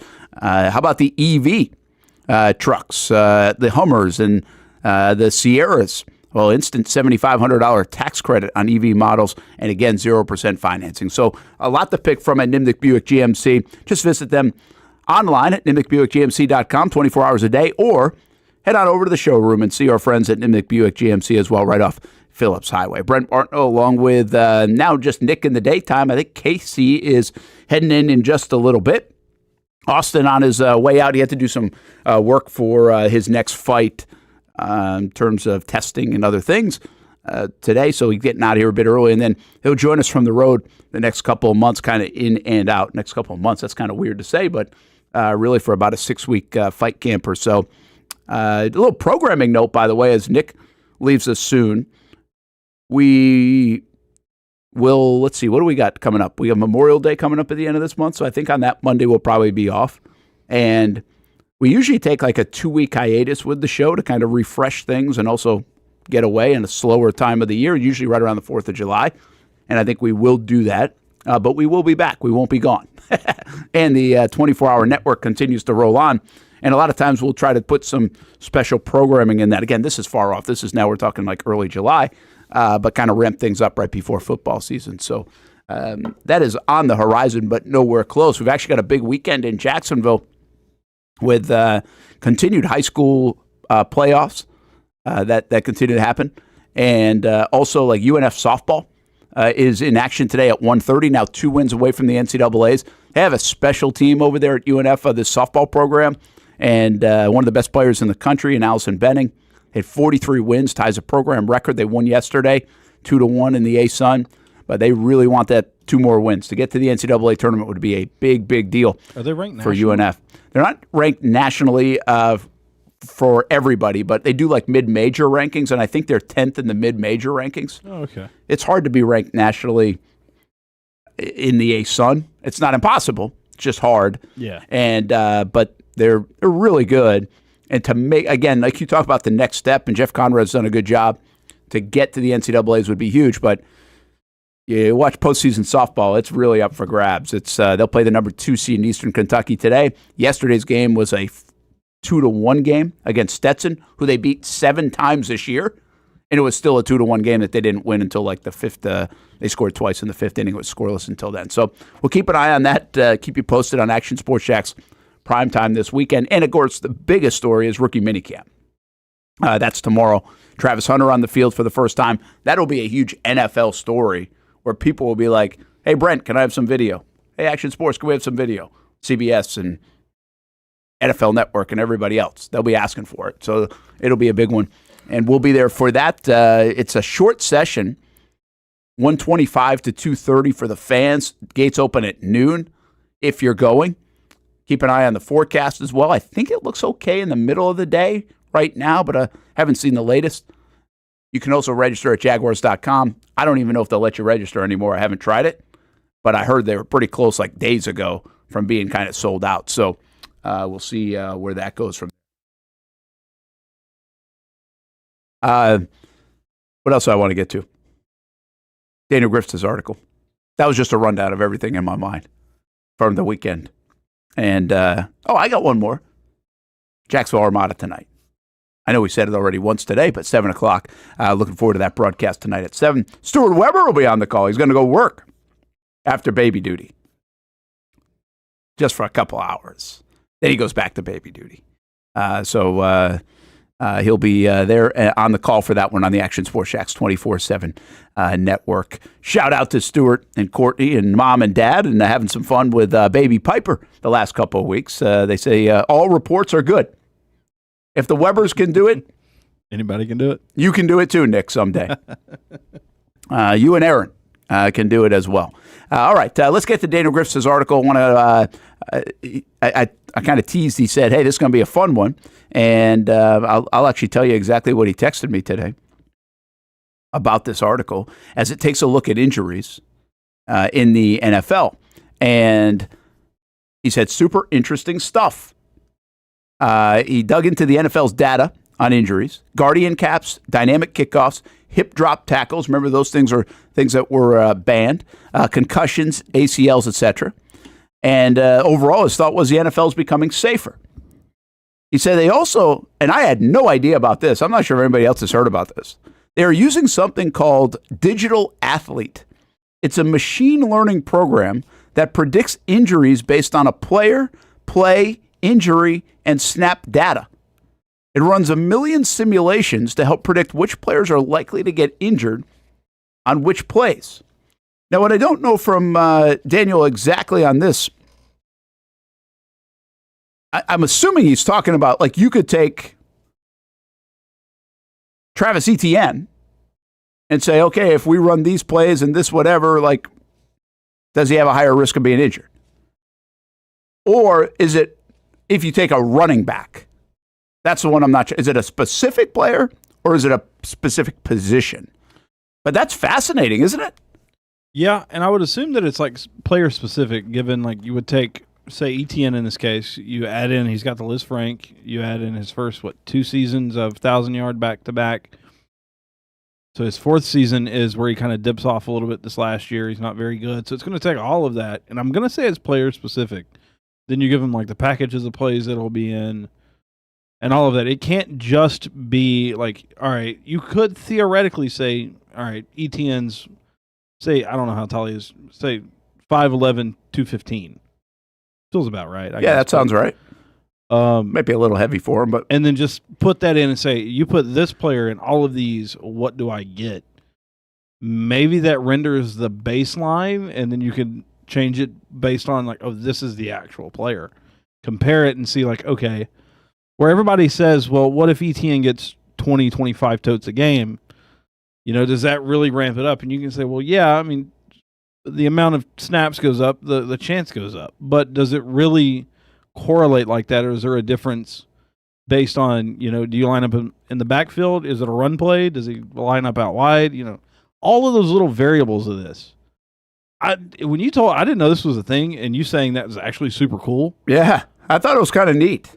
Yeah, I mean, you can run so much without having to put the player at risk. And think about like somebody coming off injury, and it's like now them coming back. What can you do? Do you really need to have them back by week 12, or can you wait till week 14 or 15 to ensure that they're going to stay healthy? If you're looking at postseason, that they'll stay healthy long term, rather than to rush them back in week 12 to win a game or two extra.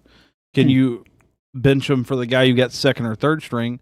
Say like last year, Ingram's out, Brenton Strange is in. Say Ingram's like able to come back week 15 and we're borderline playoffs. Do you have him, or do you keep Brenton in? Yeah, we're showing a bunch of data here. Now, keep this up if you can, Nick. Yeah, I'll leave it because there's a lot to digest, and we'll get into some of this because I think this is like more about the overall injuries in the NFL, which is pretty obvious. Yeah. And I think that's fascinating too, and worthy of a discussion, and also a comment about something. But this part is fascinating with the digital athlete thing. Yeah, because I think let's just take health in general, not football health. Health. I think there are some people, like if you say, hey, I can tell you are going to have X, right? Yeah. Some are like, some medical condition pop up, or some are like, don't tell me.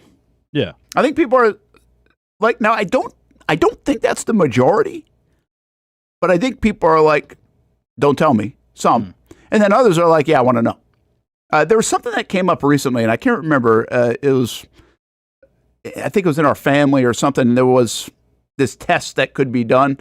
It's not like in my immediate family, but someone was talking about it. It's like there was a test that could be done, and I was like, well, do they want to find out?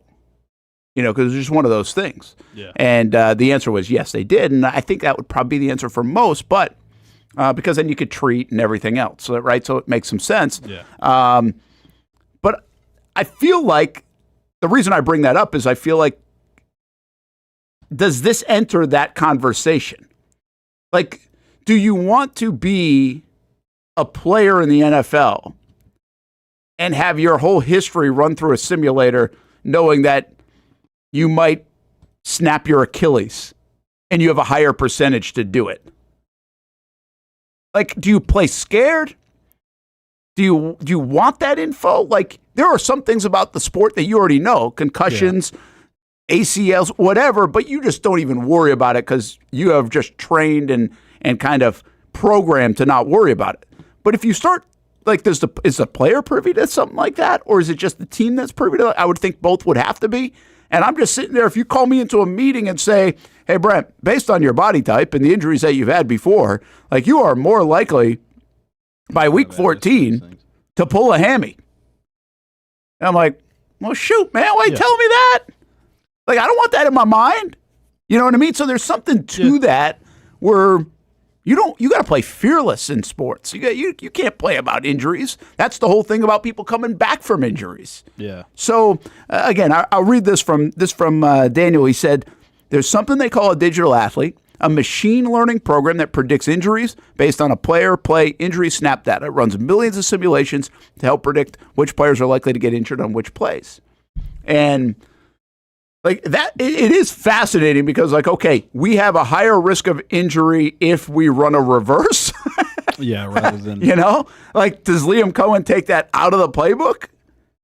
So there's a lot of unknown when Daniel's sharing that, but I just think the concept of it is kind of fascinating. Yeah, and I do think we get into sports sometimes, and I think we're guilty of this, like in baseball now and other places and at other levels, that we fall into these traps that we have so much information. Yeah. That we forget to just play the game. I think where's the cutoff between this information really enhances our knowledge of player safety, health, execution of the game, and where does that same kind of detailed information hurt the way we play the game? Yeah. And the instincts of the game and everything else. Like, it goes a little bit to my replay conversation at times. Like, we are so dialed in on every frame of video on a replay. Like, have we really watered it down to we're taking away like the flow of games, the just playing the game? Yeah. That we wouldn't even have argued the call if you didn't slow that video down, right? So it's, I don't know, it's a weird thing. I liken it to video games. I think we're so used to playing video games as society, and it's like we are turning pro sports sometimes, or just sports in general, into video games. I don't want to watch a video game. I don't. I know some people do on Twitch, but I don't. Yeah. Like I'm not. That's my biggest thing against Major League Baseball robot umps. If I wanted to watch robot umps, I'd play a video game. Like I just do not think that's the way the sport was intended, and sports are intended to be robotic at all. They're not. So that, and you're going to tell me, well, Brent, you can get it right. Okay. Robotically right doesn't make me feel better about watching sport. It really doesn't. Like, you know what? Take this, for instance. And I'm sure there's technology that's so much better in hunting and fishing, and I don't do either, like at a regular basis. Yeah. Or at any basis, really. So I don't know a lot about it. But, like, what's the fun in, like, going hunting if you could get to the technology point where it's, like, automatic you're going to do something? Yeah. You can bait them out and get that every time. And I'm sure there actually is some of that you can do in hunting, and you probably don't do it because you're like, well, that loses the joy of the chase, right? The game of it all. I think we, like, some things we do that are in danger of taking the joy and the instinct and the natural part of sport away because of technology. I think or analytics or other things. I'm not telling you we're there. I think there's a fine line there sometimes. And this kind of information, this deep dive of information can be advantageous, but I think can also in the long term hurt the experience of sports for a player and other people watching it. Yeah, it's kind of like Austin was joking about it, but the reference about zodiac signs or whatever they said. And it's like, you can do this. It's great to know, like, hey, on the 35th snap of this game, I can just blow the Achilles. But then you're going to worry, like, you're on that 34th, and you're like, man, the next time I'm on the field. And then, like, you can be fourth quarter, it's a 23-20 game. You're about to win it. Coach, I'm sorry, next play, Achilles done. I can't play. Yeah, that's going to be in the psyche insane. Too much. And then even like on the 12th snap when they're fresh in the game, like their play's going to be bad. And you can argue it's still the same with, like, you know, anytime a drive's over, the quarterback's immediately like surface, iPad on the side, they're getting into their head about every small thing they're doing. For the first time in my life, week before last, Cessnick took me to Topgolf and like gave me the basics of how to swing. I've never swung a club in my life. Gave me the basics of it. And as I'm doing it, I'm like, yeah, you really have to activate so many things. And it's like just a launch checklist, like 35 things you do, all this for the swing to be right. Yeah. That's kind of this. Once you have like, okay, this, and this, it's so much like information mentally that it's going to take them way out of the game.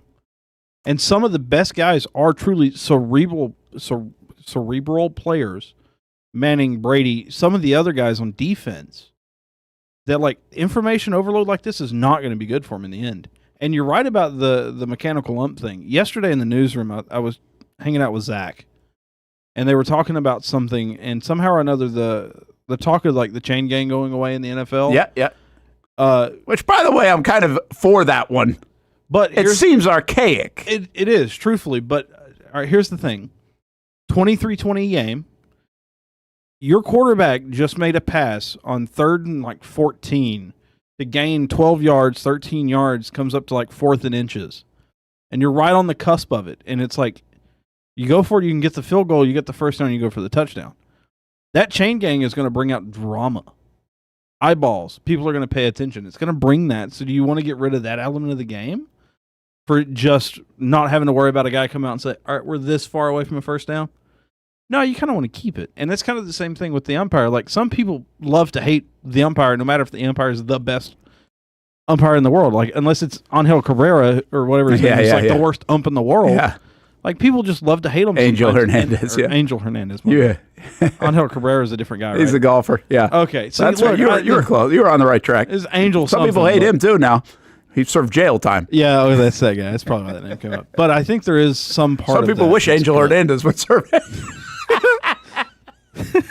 I mean, his stats are really bad sometimes. And you watch, like, the replay, and that's when the replay's okay, when you just see him, like, and he's like, strike? No, it's a ball, dude. I get it. I've always argued this, and people, and I'm not going to sit here and belabor the point too much, but because if you've listened to the show or listened to me for any amount of time over the years, when we get on a topic like this, I say that drama and debate help the game, the games, and it feels like, well, no, Brent, getting things right would help.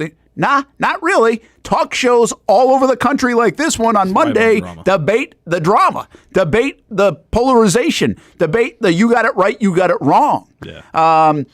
Honestly, it would be better if we had like all this technology at like youth sports events so I wouldn't get mad at the ump as much. And then you could show me I'm wrong right away and I'd have nothing to complain about. Yeah. But we don't have the money for that.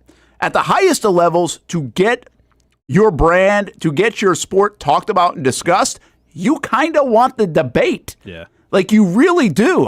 People don't want to admit that, but you want the debate. And I give you tennis, for example. Like decades ago, we had Jimmy Connors and we had McEnroe and those guys, and they were like maniacs because of was it in or out? You got it wrong. Like that festered, that stewed. Now they don't get anything wrong, and we got a what's his name that throws the racket.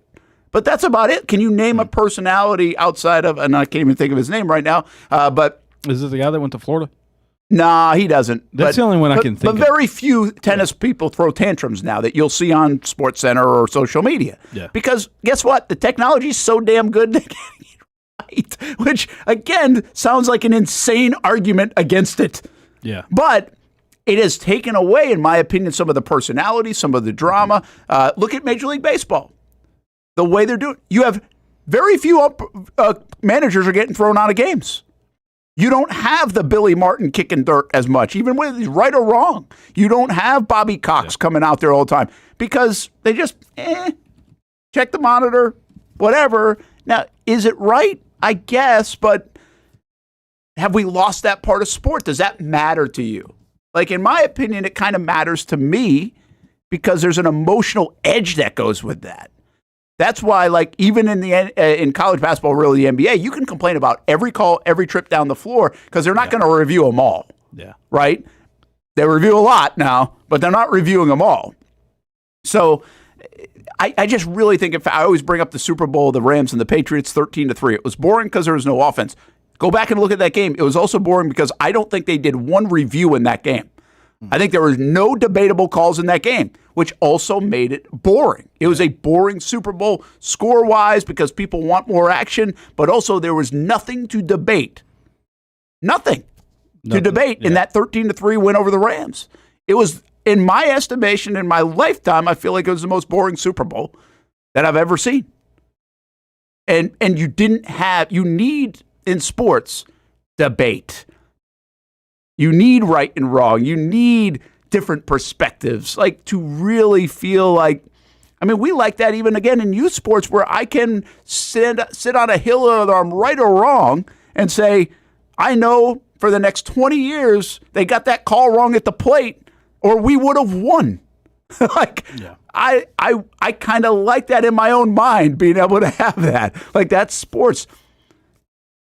But it's hard to argue against being right. All right, I'm going way off. Let's go back to Daniel Griffiths' article. ActionSportsShacks.com, by the way. That one painter, paint the play, paint the players, paint the game today.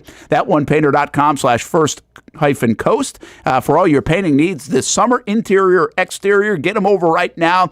They'll take care of you. They got a passion for what they do, the quality in what they do, and priced right as well. They'll take care of you. Good communication. And you want that from anybody doing work at your place. That's a number one thing I think I would complain about a lot of times over the years. Well, not with ThatOnePainter.com or That One Painter First Coast. Go to ThatOnePainter.com/first first-coast. So here's what Daniel Griffiths really had the article about. Sorry, Daniel. We finally got to it. But the bottom line here is the NFL's doing a better job in player safety. Like, I don't know if everybody wants to fully put their arms around this because we could be going to an 18th game and we've gone to a 17th game. And so players and everybody else on the outside know, all right, we're really helping players out. Like, does this make sense? It's already a violent game. People get hurt a lot. We know that. Stars get hurt a lot. Well, it's actually done pretty well. I mean, look at the concussions. The concussions in 2015 at that juncture, 2015, I'd say 2020, we were talking about an NFL and wondering about the future of it and what it would look like. We were talking about youth football and moms and dads. Are they going to let their kids play? I wonder if we're still talking about that to some degree, but we now have data that shows they're doing a better job, whether that's because of helmets or other things. So, well, it is. Guardian caps reduce concussions by 52%. Huge number. That's a massive number, which means at some point it's going to be cool enough to wear it all the time for everybody. Or somebody's going to make it cool enough. Right now, a lot of people won't wear that Guardian helmet because it doesn't look good for their brand. That's a realization. That's real life. It's like goofy. And then some people are like, okay, but it's safer.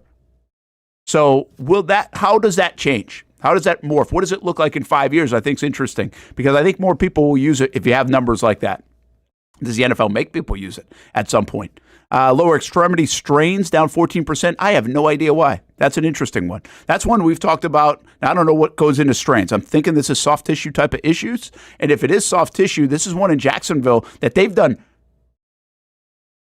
studies on the turf use. This is like a decade ago. On the practice fields and everything else. Hey, you go 3 years and they're way down. Honestly, I think like under Urban Meyer and then the next couple years, soft tissue really down, that strength staff. What about this new strength staff? What are they going to help eliminate? What's their sports science going to say? See, those are examples of sports science really playing a role in getting healthier in a lot of ways. 38 torn ACL, second fewest since 2013. That's wild. That's wild. Dynamic kickoff reduced as well. That was part of it, is to reduce the amount of concussions and injuries, and it really worked. Now, is it a boring play? That's a different part of it. This is like a player that has red flags. Like, okay, what do we always say? Was the distraction worth the production? Well, I think in plays like the kickoff, it's like, is the entertainment worth the health risk? And I think that's what they're trying to get to and figure that out, quite frankly, because it is an entertainment business. So the one thing I don't see here from Dano, and I'd be curious if I had him live right now and asked him if he could quickly get to the numbers, like what about Achilles injuries? Because I feel like the Achilles injuries have really jumped up in the NFL. And I don't know if that's true or if they've just been high-profile players or if we've seen it here in Jacksonville a few times. So I don't know what's kind of doing that in my mind, but I wonder if that's a real number, that Achilles injuries are jumping up, and why would that be? Specifically at a place like MetLife Stadium, where we've seen several happen. So it's pretty interesting to see that number or other injuries that maybe have gone up, because these are big-time injuries too. ACLs, concussions, like those are important things that the league has really put an emphasis on, gone down. But what about the ones that maybe have gone up? Maybe we'll ask Daniel a little bit about that to follow up. All right. Speaking of follow-up, how about let's get back on track. That is the That One Painter, First Coast. Paint the play, paint the player, paint the game today with the injury report. It was a fun one. He was excited about it, and it got me onto all different tangents. So thank you, Daniel Griffiths. Read all about him at actionsportsjacks.com and get your painting done with That One Painter, First Coast, simply at thatonepainter.com/first-coast. Let's take a break. Brent and Austen Show on the Action Sports Jacks 24/7 network. Casey Kurtz worked on a video today for 3 hours, allegedly. This thing's got to be good. It better be good. It's going to be good. We will have that and a little bit more on the way, still on the Brent and Austen Show on the Action Sports Jacks 24/7 network.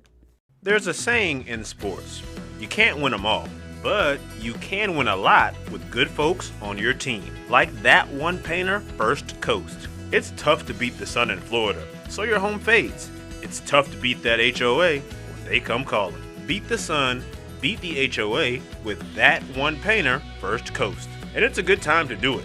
Less rain to work around, and painting in mild temperatures is perfect. After all, the paint bonds to the surface so much better.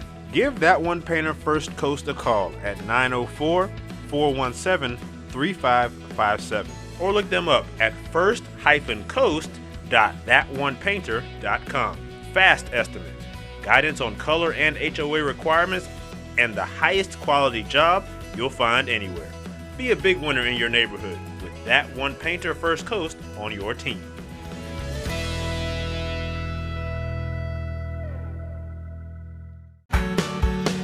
People helping people. It's at the core of what Alive Credit Union is all about, and it's been that way for over 70 years. From the start in 1954 to today, the mission remains to inspire financial wellness and give you a financially fit lifestyle. Alive Credit Union and its employees are committed to not only serving their valued members, but also our community here in Northeast Florida. I had a chance to see that commitment firsthand as Alive partnered with our Action Sports Jacks 24/7 team to bring you Armada men's and women's soccer broadcasts. Inside the 18, it is a shot, and it's a goal!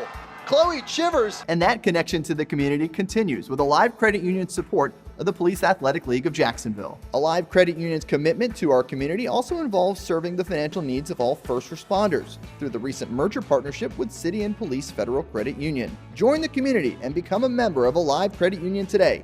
Find out the many ways you can be inspired in financial wellness at alivecu.coop.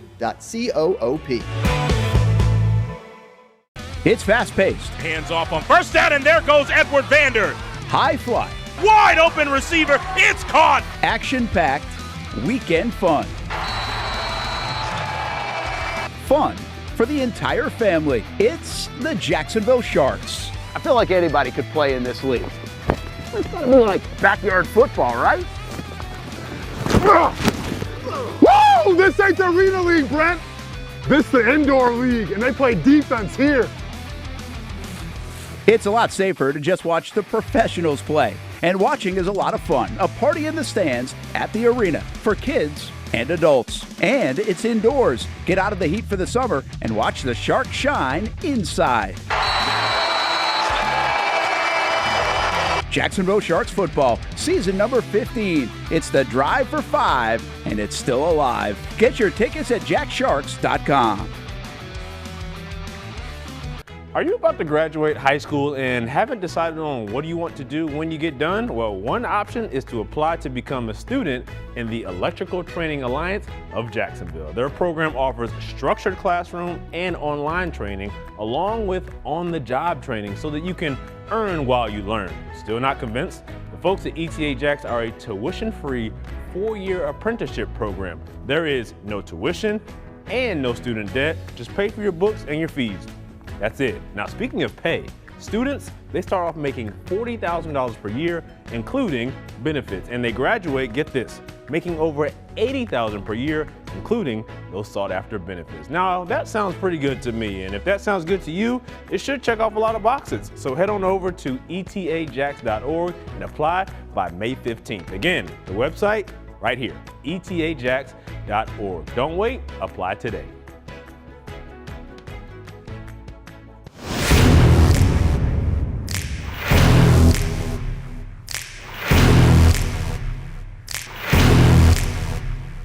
Grab some friends and go to a restaurant or head out for a drink and some conversation. Watch your favorite team play on the big screen. Or how about play some games? You can do all of that in one night at Best Bet. Each location has a different vibe, its own personality, like here at the original Best Bet in Orange Park. When you walk through these doors, everybody knows your name. And here in St. Augustine, it's the newest location. Play some poker. How about the table games? And don't forget about Ace's Sports Bar and Grill. And then there's the Jacksonville location right here on Monument Road. It's the biggest poker room in the state of Florida. Maybe you'll find yourself a seat right here at the final table. Best Bet, where you can have the best of times. And that makes you always go home a winner. Try any of the 3 locations, and you can always visit bestbetjacks.com. Welcome back to the Brent and Austen Show, streaming on the Action Sports Jacks 24/7 network. The Jacksonville Sharks 4-2 now. Nice win last week. They dominated last week, and they are back in action next week at home. But they're a bye week this week, so no Sharks this week. But we do have Shark Bites, and that's tonight in the evening. And then tomorrow, a couple of runnings, 10 a.m. and 1 p.m. on Saturdays. Usually Fridays at 7 p.m., but we moved it around a little bit this week because of the Jacksonville Armada game. So we are flexible. So you have to be as well. But you can catch the Shark Bite Show each and every Friday and Saturday on the Action Sports Jacks 24/7 network, talking all Sharks, and then the home games coming up too. But get on out to the arena next week as the 4-2 Sharks in the Indoor Football League try to go back-to-back dubs after a bye week. That will be next Saturday at the arena downtown. Brent Martineau along with Nick in the daytime, and Casey Kurtz joins the show. Put a lot of work into this thing, huh? What's up? Yeah.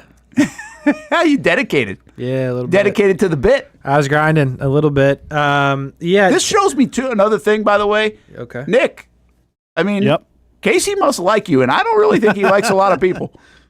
Why? Why do you think that? Why do I think you don't like a lot of people? Why do you think I like Nick? Yeah. Well, because I don't think you would have put 3 hours of work in for something. Yeah, I don't know. Like, I'm not going to lie to you. I lost the vision about halfway through. And I started doing some things that were really funny, but, like, didn't apply to Nick and what we're doing, so I had to reel it in. But, like, I don't want to give too much away until you see it. But, I mean, Nick's leaving, obviously, so there's a scene in there that, you know, when you lose somebody, if you will, there's usually something to do with that. They usually put them in the ground. And then for a minute there, I was like, man, wouldn't it be funny if I buried a bunch of other stuff that we lost along the way? So then I started like putting stuff from radio on gravestones, and I started putting people's names. I lost the absolute vision for a while. This became very personal. Yeah, so I had to reel it in. But I do have a ton of gravestones with some stuff from radio that we could use at some point. So if you're ever ready to just burn it all down, you spent 3 hours building a cemetery. Basically. Yeah, no, ChatGPT is like, what are you doing? I'm like, I really don't like these people. I don't know what to tell you. So I was grinding a little bit, but yeah, right. seeing a little bit.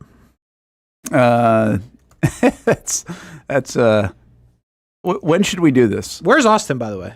He had to go to fight training? Nah, he had to do like blood work or something else for like upcoming fight stuff. So like, see, I don't know exactly what he had to do, but something like that. Here's the big problem with that. Austin is the reaction guy. Yeah, Austin always gives you a good reaction. Yeah. So now I'm stuck with you. Yeah. Who's like well, a terrible Nick. reaction guy. Well, yeah, but Nick's a good reaction guy. I don't know. Like I thought. So we should have done it at 11:30, maybe. I thought Austin was really going to drive the point home. Well, in my head it was a show ender, but then I was like, maybe we should react to it. I don't know. But then when I saw Austin wasn't here, to be honest, I almost just turned around. I mean, I can laugh at something if you need me to. No, I just want you to react naturally, and I like Austin's sense of humor more than yours. Fair enough. So do I. That's why he's on the show. Yeah. It sure as hell ain't to talk NBA. No, did you do any of that today? Well, I told him to bring it back with NBA. He went into parenting, and that led to 45 minutes of conversation. So no. But that was his fault. Like, he can blame me all he wants, and plus he's not here for NBA Slam Poetry at the end of a Friday. And I don't have that. So don't expect that from me. Like, I'm not taking the L on this one. Okay, fair enough. Are you intrigued by the NBA playoffs? Sort of. We should talk like 20 minutes of NBA here. Just because he'd be furious. Just because he's gone. Yeah, I mean, listen. We started the show with NHL talk today. Really? And I brought it up. What happened in NHL that made you? Well, I was watching the Edmonton game until 1:20 in the morning. So you were just watching hockey? Yeah. And that sparked your... Okay. Well, it was good. I mean, Connor McDavid's fascinating to me. Because he's such a star. He is. Yet. Nobody cares? Nobody cares in the sport of hockey. We're still trying to figure out, like, why isn't more transcendent? And my point was, in part, if you have the best player in the game on your team in a tie game in any sport, that person can make an impact, like a noticeable impact to win the game. In hockey, you can't necessarily. Well, he can't just go score. There's no isolation play to go score. Like in basketball, you give the ball to Michael Jordan, you clear everybody out, he goes and gets a shot off, right? Sure. In Ohtani, you have to, I mean, most of the time you're going to pitch to him. He can hit one out. In football, we were saying like Tyreek Hill, I'm not saying he's the best in the game, or Patrick Mahomes has the ball in his hands, he can deliver. Right. And sure, other people have to help. But in hockey, I think you're way less of a threat, even though you have the puck in your hands. On your stick. On your stick. Yeah. But like I'll give you an example. For 5 minutes, they had a 5-minute major in that game. So they're on the power play for 5 minutes, and he's got the puck. He's probably on the ice for 4 of those 5 minutes. He was. Yeah, they didn't really shift that line. They were like, we're going to win right here. No, that line is unbelievable. But he got like a shot or two off, and they weren't even great. You know what I mean? Yeah. Like, it's not like he could skate through everybody. They're packed in, and they're not. So that was the whole point of it. That now, at the end of the day, he ended up impacting the game in a major way. He made the play. If you saw, I don't know if you saw it. It was an incredible, move, and then he set up the game winner. So he did impact it. Sure. But it took a long time to materialize. To impact. You wouldn't have had to wait that long in any other sport, is my point, for your guy to get the chance to win the game. That's fair. I never really thought about it that way, but you are right. I mean, I actually thought about it when you first said it. I thought about it the other way. I was like, it's actually an advantage because you can put him on the ice basically as much as he can handle, but I guess you're right. There's no guarantee that the puck's going to end up with him in a spot where he can do something with, so it's intriguing. That series, though, is interesting because Vegas is the better team, in my opinion, and they're in trouble. They're in big trouble. Now you lose 2 in a row at home, like the Celtics. I think I said this to Ty. It's like Celtics are still going to win that series. No. I'm like, how? No. How? Like, you lose 2 in a row at home in a series? No. Aren't you dead? Like, I'd love to know the comeback rate of a team that loses the first 2 games at home.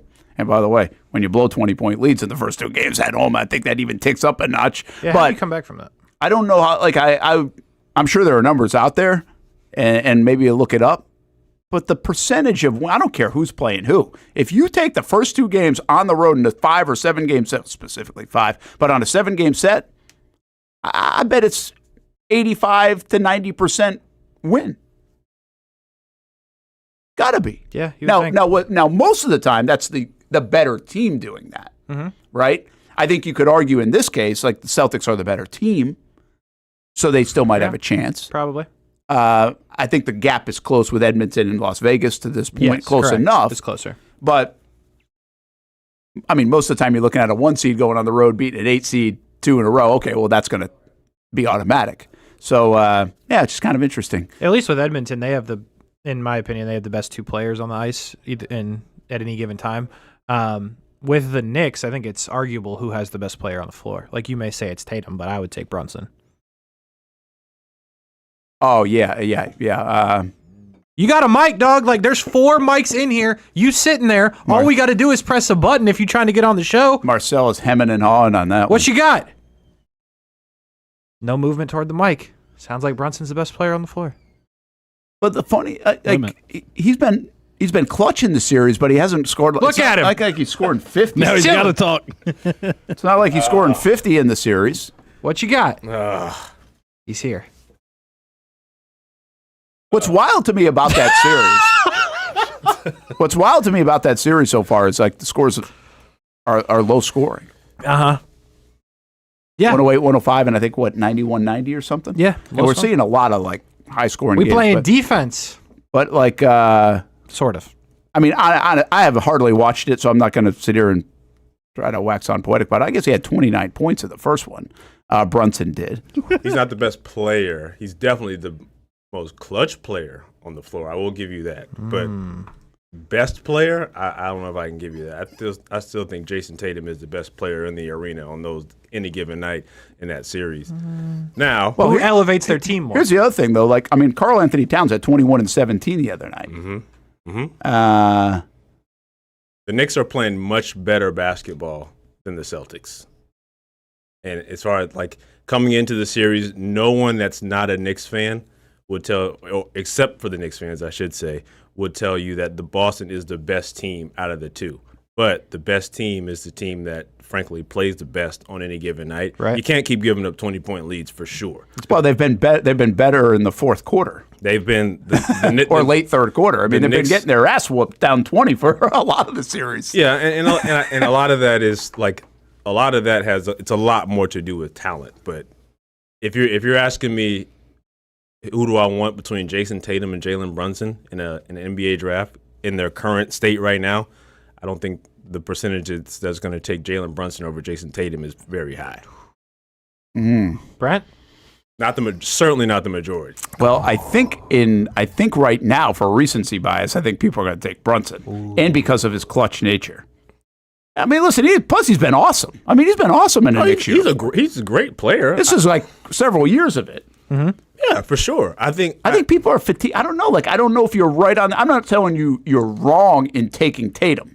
I just think for the mass public, especially in a right now situation, but I think this is even maybe a couple of weeks ago, people would still lean Brunson because I think they're fatigued on Tatum a bit. Like, I don't know, like they don't. There's people not. Don't like Jason Tatum. Well, there's just not a way to identify what he is. I'm trying to think of a player like that you debate how great he is. Like, where's the baseball guy? You're like, man, this guy is so good, but I'm not sure I want to ride with him because he doesn't always finish the deal. Like, is Mike Trout in this category? That's like, do you build your team about Mike Trout because he is, when healthy, arguably the best player on the planet? Mm-hmm.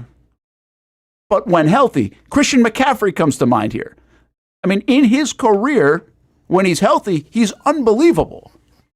But he's not a lot. So, like, would you buy? So, like, where is he on the level of greatness if you can't be available? Now, that's not a Tatum thing. Right. The Tatum thing is more like, is he really worth $70 million a year? Is he going to come up clutch? Like, he feels he's disappointed at times, or we raise these questions about him more often than not. It's almost like the old Karl Malone stuff. Like, Karl Malone's a great player. But when you never win, how great are you? Mm-hmm. You know, so it kind of, we used to ask that about Karl Malone. This would have been before your time, but like people would have definitely said that about him. Like, you knew he was great. Look, statistically, he's great. Like, I mean, you want him. But do you want him over other guys, like in this context where Brunson's going to deliver a dagger for you? I think Jason Tatum is a great player. I think Jalen Brunson is a great player. I think that obviously the clutch thing very much comes in handy. But I think a lot of that is partly on the Celtics for allowing Jalen Brunson to have the opportunity to be clutch. I mean, you can't be up 20 and then blow a lead. If you don't blow those two leads, and by the way, the first game shouldn't have even gone to overtime. Jalen Brunson had a beautiful floater right off the glass, just happened to miss. But I think just from a standpoint of just a team, like you can't blow 20-point leads in the playoffs, especially if you're the defending champs, especially when you're the front runner team. Expectations be damned, but I think if you're giving me the option to pick one or the other, it's got to be Jason Tatum. I mean, the problem with Jason Tatum is that from an outside perspective is people just don't like him. Like he's not like I liken Jason Tatum to kind of from a marketability standpoint. It's like Chase Elliott. Like NASCAR wanted Chase Elliott to be the face of NASCAR for so long, but he's just kind of this unassuming guy, and he wasn't winning like they wanted him to. The NBA wants Jason Tatum to be the face of the NBA, but no one likes him because he's not like Anthony Edwards, who comes to press conferences saying things that makes everybody nervous, wearing a tank top and a backwards ball cap or something like that. But I think at the end of the day, like what you said, like the great argument, if you don't win, that's tough. That's tough. There's a lot of great players in the NBA that didn't win, like to that degree. But the argument it's Celtics versus the Knicks. I mean, the Knicks are frankly playing better basketball when it matters. Oh, obviously when it matters, yeah. And that's really what matters is what you're doing down the stretch. I mean, if you're Boston, if you build a 20-point lead, I don't think it's over for them. I think a lot of teams have come back from being down 0-2. Now, Game 3 is a must-win for sure. Yeah, 0-2 at your own barn. Yeah, arena. But the thing is with Boston is Barn's only in hockey. They're good enough to win on anybody's court on any given night. Obviously, you should be defending your own court. Going to the Garden, that's not going to be a cakewalk. It's going to be tough. Yeah. Cavs. By the way, Cavs Pacers in the same boat. Yeah. That's tonight, and Pacers took 2 and come back home. So now that one I think might be over. Really? I think that one might be over. I think Indy might take that one. Interesting. Those games have been very interesting, because it's not just because of like them losing; it's like how they lost. the two game-winning buckets. Like, I mean, that's tough. Like, the house pretty tough on Boston. I mean, true. Paul Pierce is walking 20 miles. True. True. But, I mean, like... 8 hours, by the way, to walk 20 miles. I was trying to do the math on that. Like, yeah, I feel like Steph and I walk, like, almost 4 miles in an hour, 3.5. Did you have on a bathrobe and potentially slippers? And have to Did stop. he have slippers too? I don't know if he has slippers, but I know. I mean, he's a former athlete. Should he have to stop that much? I mean, if the truth is walking down the street in the bathrobe, I mean, everybody else is walking. Yeah, I get it delays you a little bit, but 8 hours? 8 hours, you're averaging, what's that, like 2.2 miles an hour? Yeah, but that's like... It's a stroll. That's a stroll now. Stroll. I mean, I don't expect him to be cooking. And I do expect every human being to be like, hey, what yeah, that is fair. Is that Paul Pierce in the bathroom? Yeah, that's fair. Hey, bro, you all right? Yeah. I give credit to them. Like, they jumped on that in a hurry. Did you see they also, like, wheeled him in on the wheelchair? Oh, my They gosh. did the whole thing. Like, that was good. It was, I don't know if it was all great, but at least they thought about it. It's one of the most embarrassing moments in They NBA went to bed that night. Nobody went to bed that night. All the producers were like, okay, we're going to do this, this, and this, right? And then they made them do it. For 100%. So, like, I can appreciate that. All right, hey, one other thing before we get to Nick. Baseball. The Braves are back. They're back in it. Okay. Right? I mean, they're under 500, but they're back. They're like 5.5 out, and they were terrible. Ain't nothing like they're back in it and still being under 5. Yeah, but they're like the Mets are off to a really good start. They had been off to a really good start. Now the Braves are coming back. Like, I mean, you got, 37 games in? You got 125 games to figure out 5.5 games. Like, we thought the way they started was oof. Yeah, but you knew they weren't that bad. And we knew that, but you still got to come back. It looks like they've done that. I looked this up the other day, and I counted this the other day, so I'm not really sure where it's at right now. I think I saw 13 teams were over 500. That's it in Major League Baseball. You say that's it. That's half. That's less than half. Barely. But what and even, okay, I give like 21-16's the best, the Yankees. Detroit's very good, 25-13. Detroit is very good. And even Cleveland, 7 games over 500. The Royals are 7 games over 500. That's pretty good. That division is sneaky good. Yeah, Seattle's 8 games over 500, but then everybody else is right around 500. The Mets are 10 games over. The Phillies 7 games over. Cubs are 6 games over. Surprising, right? A little bit surprising. Everybody else 500. And then you got the West, which has been good, but even the Diamondbacks are falling off a little bit. 10 games, 12 games over 500. So you have 2 like good divisions, it looks like, the Central and the AL and the NL West. Mm-hmm. But it always stuns me. Everybody around, now a lot of teams are around 500, so that's a good thing too. Mm-hmm. You got a lot of teams in the mix right now. No, definitely. I think it's a good baseball season is what I'm getting at. I like when there's a lot of teams in the mix and people aren't just running away with it. And even all teams, the Dodgers, they ain't running away with it. That's, I think, the important part. The Dodgers aren't, whatever in 4, something stupid like that. Good the Padres point. are actually the better team in that division, and Arizona is sneaky good. So, yeah, it's good. We'll see what happens with, like, the Mets, because the Mets are pitching better than they should. So, like, that's going to come down to earth a little bit. The Phillies are better than only being 7 games over. I think they'll play better baseball. The Braves will get better as guys come back. So, yeah, I think it's good. It'll be interesting down the stretch. And, like, are the Cubs for real is another one. Are the Tigers for real? Tigers for real. Is another one. Boy, they've been really good. And I'll tell you, Baez playing pretty well for them. For the Tigers. Yeah. Yeah. Which I thought he was kind of done. Mm-hmm. And he's had a nice little bounce back. And Gleyber Torres out of nowhere. Yankees. Oh, he's playing well? Mm-hmm. Yeah, that's interesting. The only teams that are like really out of it, and they are really out. Holy cow, the Colorado Rockies have won 6 games. They're 6-31. Are terrible. The White Sox are terrible. They're a joke sometimes, 10-28. Rockies are worse. And yeah, believe it or not, and the Pirates are 12-26. And they fired Derek Shelton. Yeah, and they just fired their guy. So, but the surprising team of all surprising teams might be the Baltimore, 13-23. They're not going to have back. I thought they had built a sustainable thing. I know the GM's under a lot of scrutiny right now. Just thought they'd be better. I mean, a lot of their guys have taken a step back, right? Adley's not been that good. Yeah. Westberg's been terrible. Henderson was hurt a lot of spring, so that didn't start well for him. They can't pitch. And it even goes farther than that. Jackson Holiday is just okay. Heston Kjerstad, who I can never say his name, K and then a J. That's a tough one. He's not good.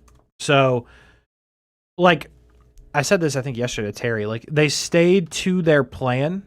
Like they have all these prospects, they invested in them, they drafted well, they were well thought of, but then they're just not the greatest players to ever play, right? So like you still got time, and like you're not giving up on any of those guys. Yeah, but like Jackson Holiday has been barely better than bad, and like that was not. That's expected. not what you're counting on, right? So that's an interesting way to look at it because these guys, Jags brass.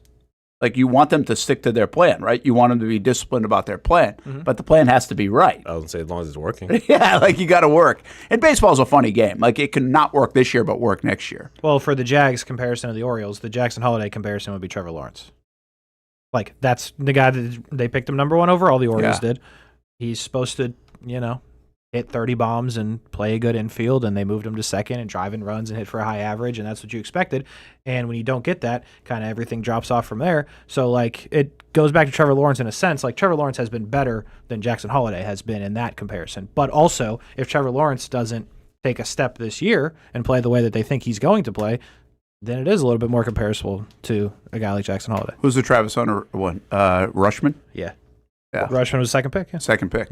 White Sox just got a bump outside the clubhouse, though, so preparing to make a run.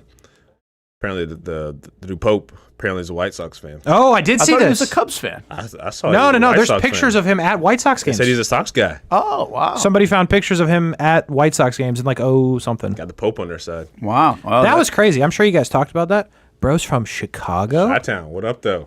That's a big win for us as a country. There you go. There it is. Wow, it really is.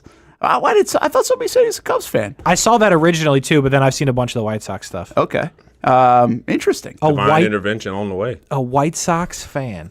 What is the Pope? Yeah, the whole wild. I mean, we were really educated on the Pope stuff yesterday, big time in terms of the history. Good thing you didn't bet on any of those countries. Y'all would have got. But I wonder what the American bet was for the first time ever. Probably pretty low. I didn't even know there was an American in the running. Yeah, I don't know how that works. There was 10 of 130, I think. Say that again? 10 of 130 were American Cardinals. Like in the running? Yes. So the finalist is 130? Like there's 130 finalists? Yeah, I think there are 133, actually. They're not ranked. Essentially, like, the 130 collect, they vote, and then, like, slowly they sort who they want, and then they start to just, like, political parties gain behind one guy or the other guy, and then they start to vote that guy up. Yeah. To see it in person or, like, kind of play out, watch the movie Conclave. That's a movie, dog. It's a movie.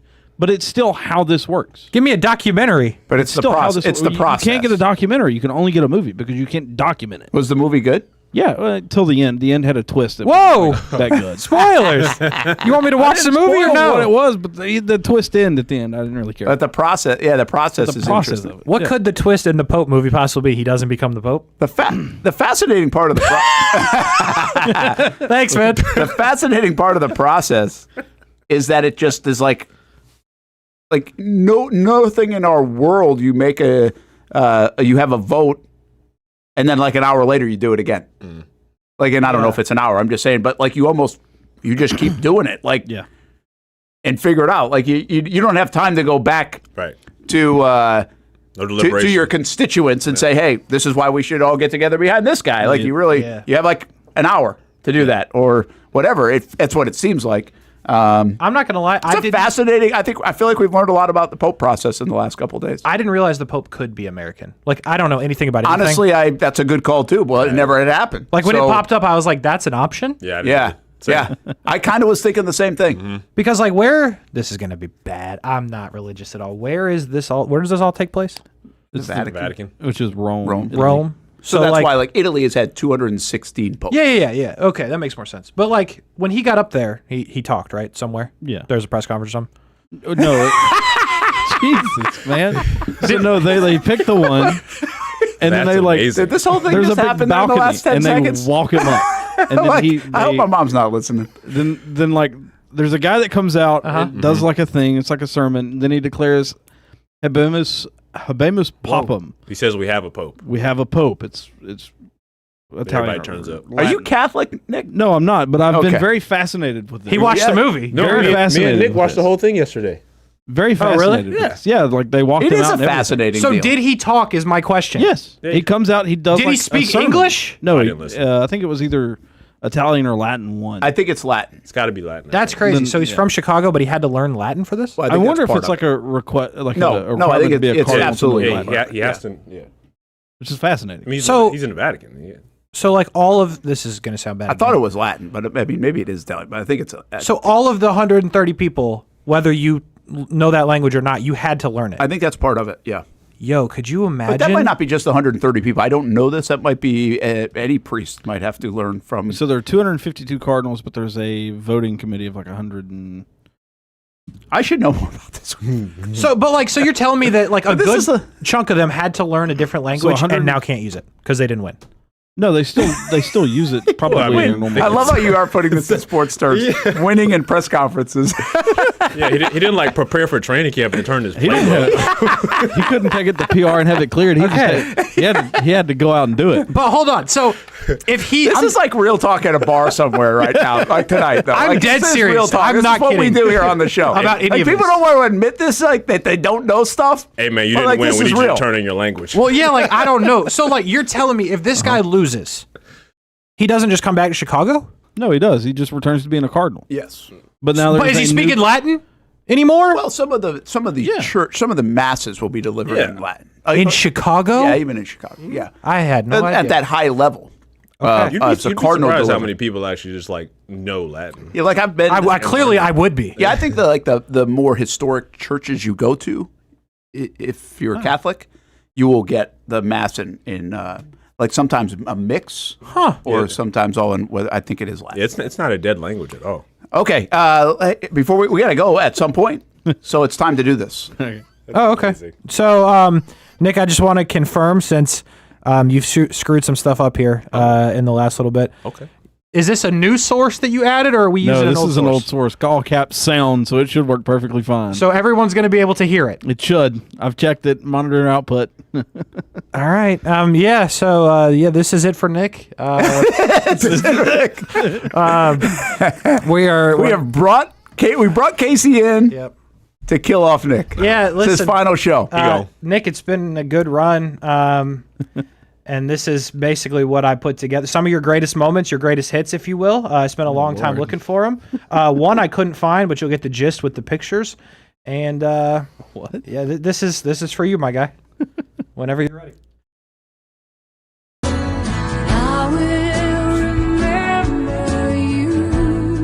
I want to know how much you paid for the crossbody. I'm going to refuse to say that. No way. No way. Is it like a Lululemon one or something? It's more expensive than Lulu. No, it's not. It is. Nick. The crossbody was 90. 90? Now that we can't co-sign on Nick in the daytime. Oh, we cannot co-sign on a crossbody bag for $90. You spent $200 on bags? Yeah. He spent $100 on something that can carry his glasses. That's about it.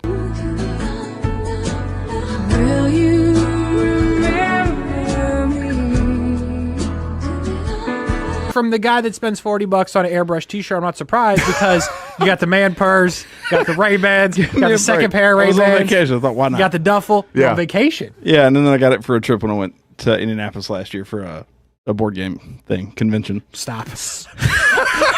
All What'd he say? We were supposed to talk about USA versus Brazil. They drew. It's fine. And in the soccer, we're supposed to talk about injury timeouts. We're supposed to talk about Brock Bowers' new nickname coming out of Las Vegas.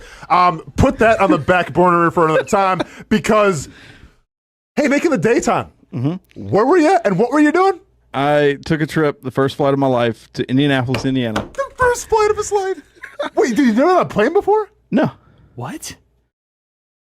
No. Once again, old soul. How? Sounds like It was just sounds like my grandfather. When rest I in grew peace, up, we never traveled more than like 3 hours away for vacation. Never had a need to fly. Raised during the Great Depression. Old soul Nick in the daytime. Don't let your life pass you by. I don't know. Give me one gamer because I have no idea. I'm sorry. I'll take Scumpy. You can say See, Scumpy. no. we're gonna This go- conversation is done because this is the dumbest thing. I'm not gonna give praise to somebody named Arctic Scumpy and call him an elite. You just One of the best to do it. You just shot yourself. You just folded your entire argument because we're not gonna give love to somebody named Arctic Scumpy. Okay? That's not how it works in this world. I will remember you. Will you remember me? Don't let your life passing by. Weep not for the memory. I will remember you. Will you? There you go. Well done. I just asked, did the are we on? Did the did the plane crash? We need to get Nick back on here. You can take me off if you want, but Yeah. Oh boy. did the Unconfirmed. that was terrific. Well done. That was really Well good. And like, here's the one part that kills me. Like, Nick at some point in time said that he can't swim, and I couldn't find it. I looked for hours because the Is that big true, Nick? the big part of the He said, I can't confidently swim. No, he can't swim. So that's where the whole idea was like, okay, I'm gonna make a video about Nick not being able to swim, and then I couldn't find the clip, and I'm like, I'm too invested in him floating in the middle of the ocean. And for some reason, don't ask me why. I don't know if you noticed, but you put your hood on while you were drowning there at the end. I'm not sure why. And I asked, I was like, hey, why did he put his hood on? And they didn't have a good answer for me. So, yeah, you drowned with your hood on because you couldn't swim. So if you take anything away from Nick's time here at Action Sports Jacks 24/7, learn to swim because it may cost you your life. Especially here in Jacksonville. Nick, I have two questions. Uh-huh. How do you feel about that? And how do you think Aaron is going to feel about that? I forgot to tell Aaron to watch. I love it. I think it's hilarious. You can keep it. I appreciate it. I was going to keep it with or without permission. Okay, it's all yours. Also, I don't know why the lip sync on this scene here is so bad. I do. This is a Hamby issue. We can talk about it later. We're just cooked. Okay. That makes sense. Hey, lots of shots fired. When in doubt, blame Hamby. Like, this is confirmed a Hamby issue. I just want to confirm because I did it with Sesnick the other day. We got down to the point of whose fault it is. But this please. is pretty bad. I'm gonna get off of it real quick. It's bothering you, I'm huh? disappear. Yeah, it's bothering very you. much bothering I me. like that. I love it though. I thought it was hilarious. It's a perfect homage, and it's appreciated like in a way to go off. There you go. Because I'm gonna miss the station, not the state. Florida can whatever. Dang. But I'm gonna miss the station. Probably all the water. Yeah, the plane in the water. Yeah, goodbye. But no, it's a fun way to go off. I think Aaron will love it though. She'll find it funny. Not renewed for another season. Dang. No more Nick in the daytime. People have died for less than talking about the state of Florida. Human Enigma. That's true. I forgot to put that one on there. You could fit more on there. Crossbody. I could have. Crossbody bag Nick was a new one that I hadn't heard. I guess I was called that when I wasn't around. Yeah, I was making fun of you. That was mostly a me thing because the crossbody bag thing, like, it didn't do it justice there. But I mean, what was the gamer called? Scrumpy? Optic Scumpy. Scumpy. What I liked about that part of the show, obviously I wasn't here that day, is like you guys went after him and he didn't waver. No. Like he did not he wasn't like backing off it. Man, anchored down. In my opinion, the best line in the whole thing is like Nick is fighting Austin there. He's like, he's one of the best to ever do it. Like, just calmly. Like that, it killed me every time when I was editing it. I don't know what his record is or what he's accomplished, but he's definitely one of them. If you were to speak in the whole like of Call of Duty playing people, there you go. Like, he is up at the top as far as professionals go. And it's odd even to me that you can still be professional playing Call of Duty. I dreamed of it as a kid, found out real quick I sucked way too much. Probably because you can't see, Nick. Well, good luck to Tennessee. That's been a recent development, okay? Gotcha. Good luck to Tennessee. Good luck to you and Aaron. I appreciate it. And thanks for all your help here. This did start, by the way, as we have like Kim's Corner. She's going to be here on Monday. So basically the directors at the station, Rob, who hasn't done it in a while, Bleak Bills, Austin calls him, and then Nick in the daytime as just helping out when we couldn't get a producer for the show. So really just kind of making the show go. And then Nick established a way bigger role. Yeah, as we established. Nick was a character. Nick is, there's a lot with Nick. Yeah, if for some reason the other we went wedding earlier in the show, you could have added to the thing. By the way, he basically said someone in his wedding party called him a flight risk.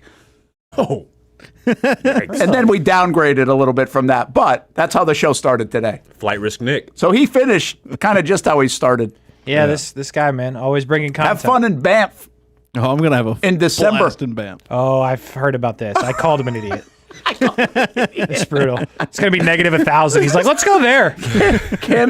Canadian honeymoon. No, thank you. In December. No, thank you. I've got my Tennessee hoodie. We'll be fine.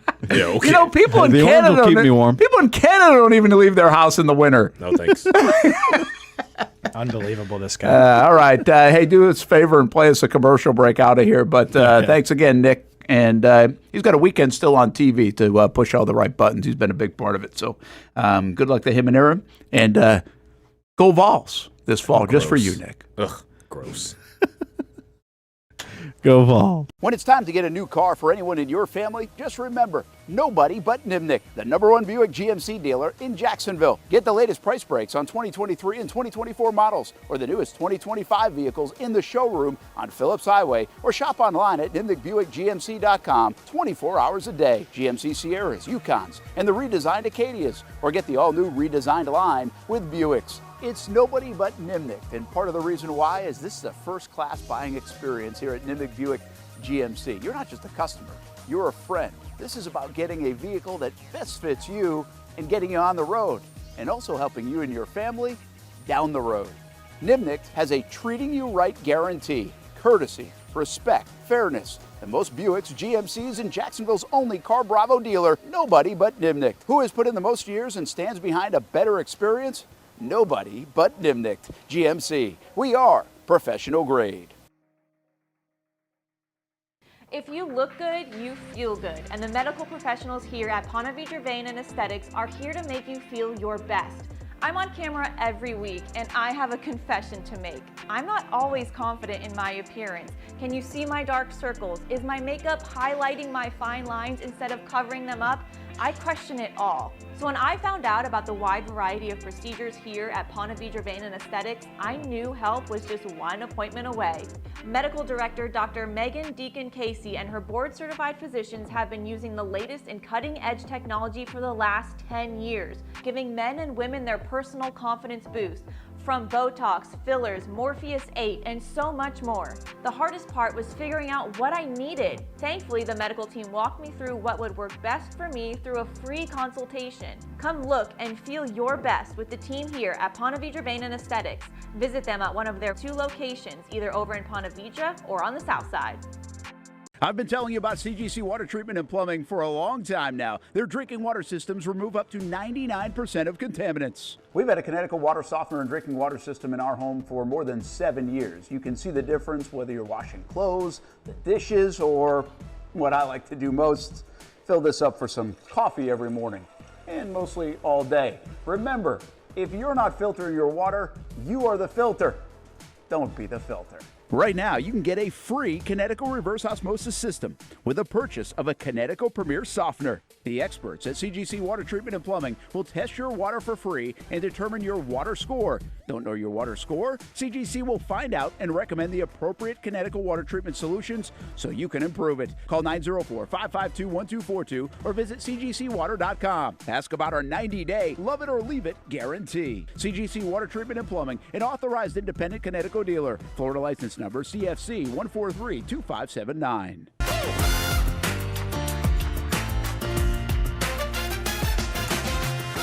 Empower a future, inspire a dream. It's a bold but simple mission for the Jacksonville Police Athletic League known as Jax PAL. Help the next generation of kids in Jacksonville shape a brighter future. Their after-school programs, teenage leadership programs. There's community outreach. This has been just an awesome opportunity to be out here with my colleagues and do something good for the community. It's really been an interesting opportunity to just see everybody work together in a way that we don't normally in the office. And there's sports.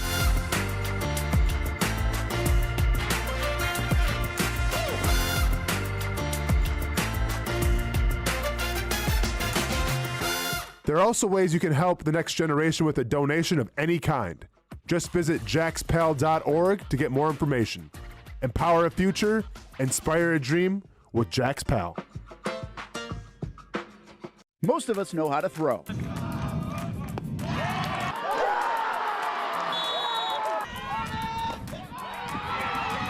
But you need to know what to throw. I'm not talking about footballs, baseballs, softballs. We're talking about those items you need to recycle. Republic Services explains it easy. Recycling simplified. 1. Know what to throw. When in doubt, throw it out. 2. Empty, clean, and dry those materials. It takes an extra minute, but it makes a big difference. And 3. Don't bag it. This makes the recycling process faster and more efficient. This is a look at the Republic Services North Florida Recycling Center. You can make this process even more efficient. By utilizing those 3 steps, Republic Services can help you become a better recycler in your home. Learn more at recyclingsimplified.com.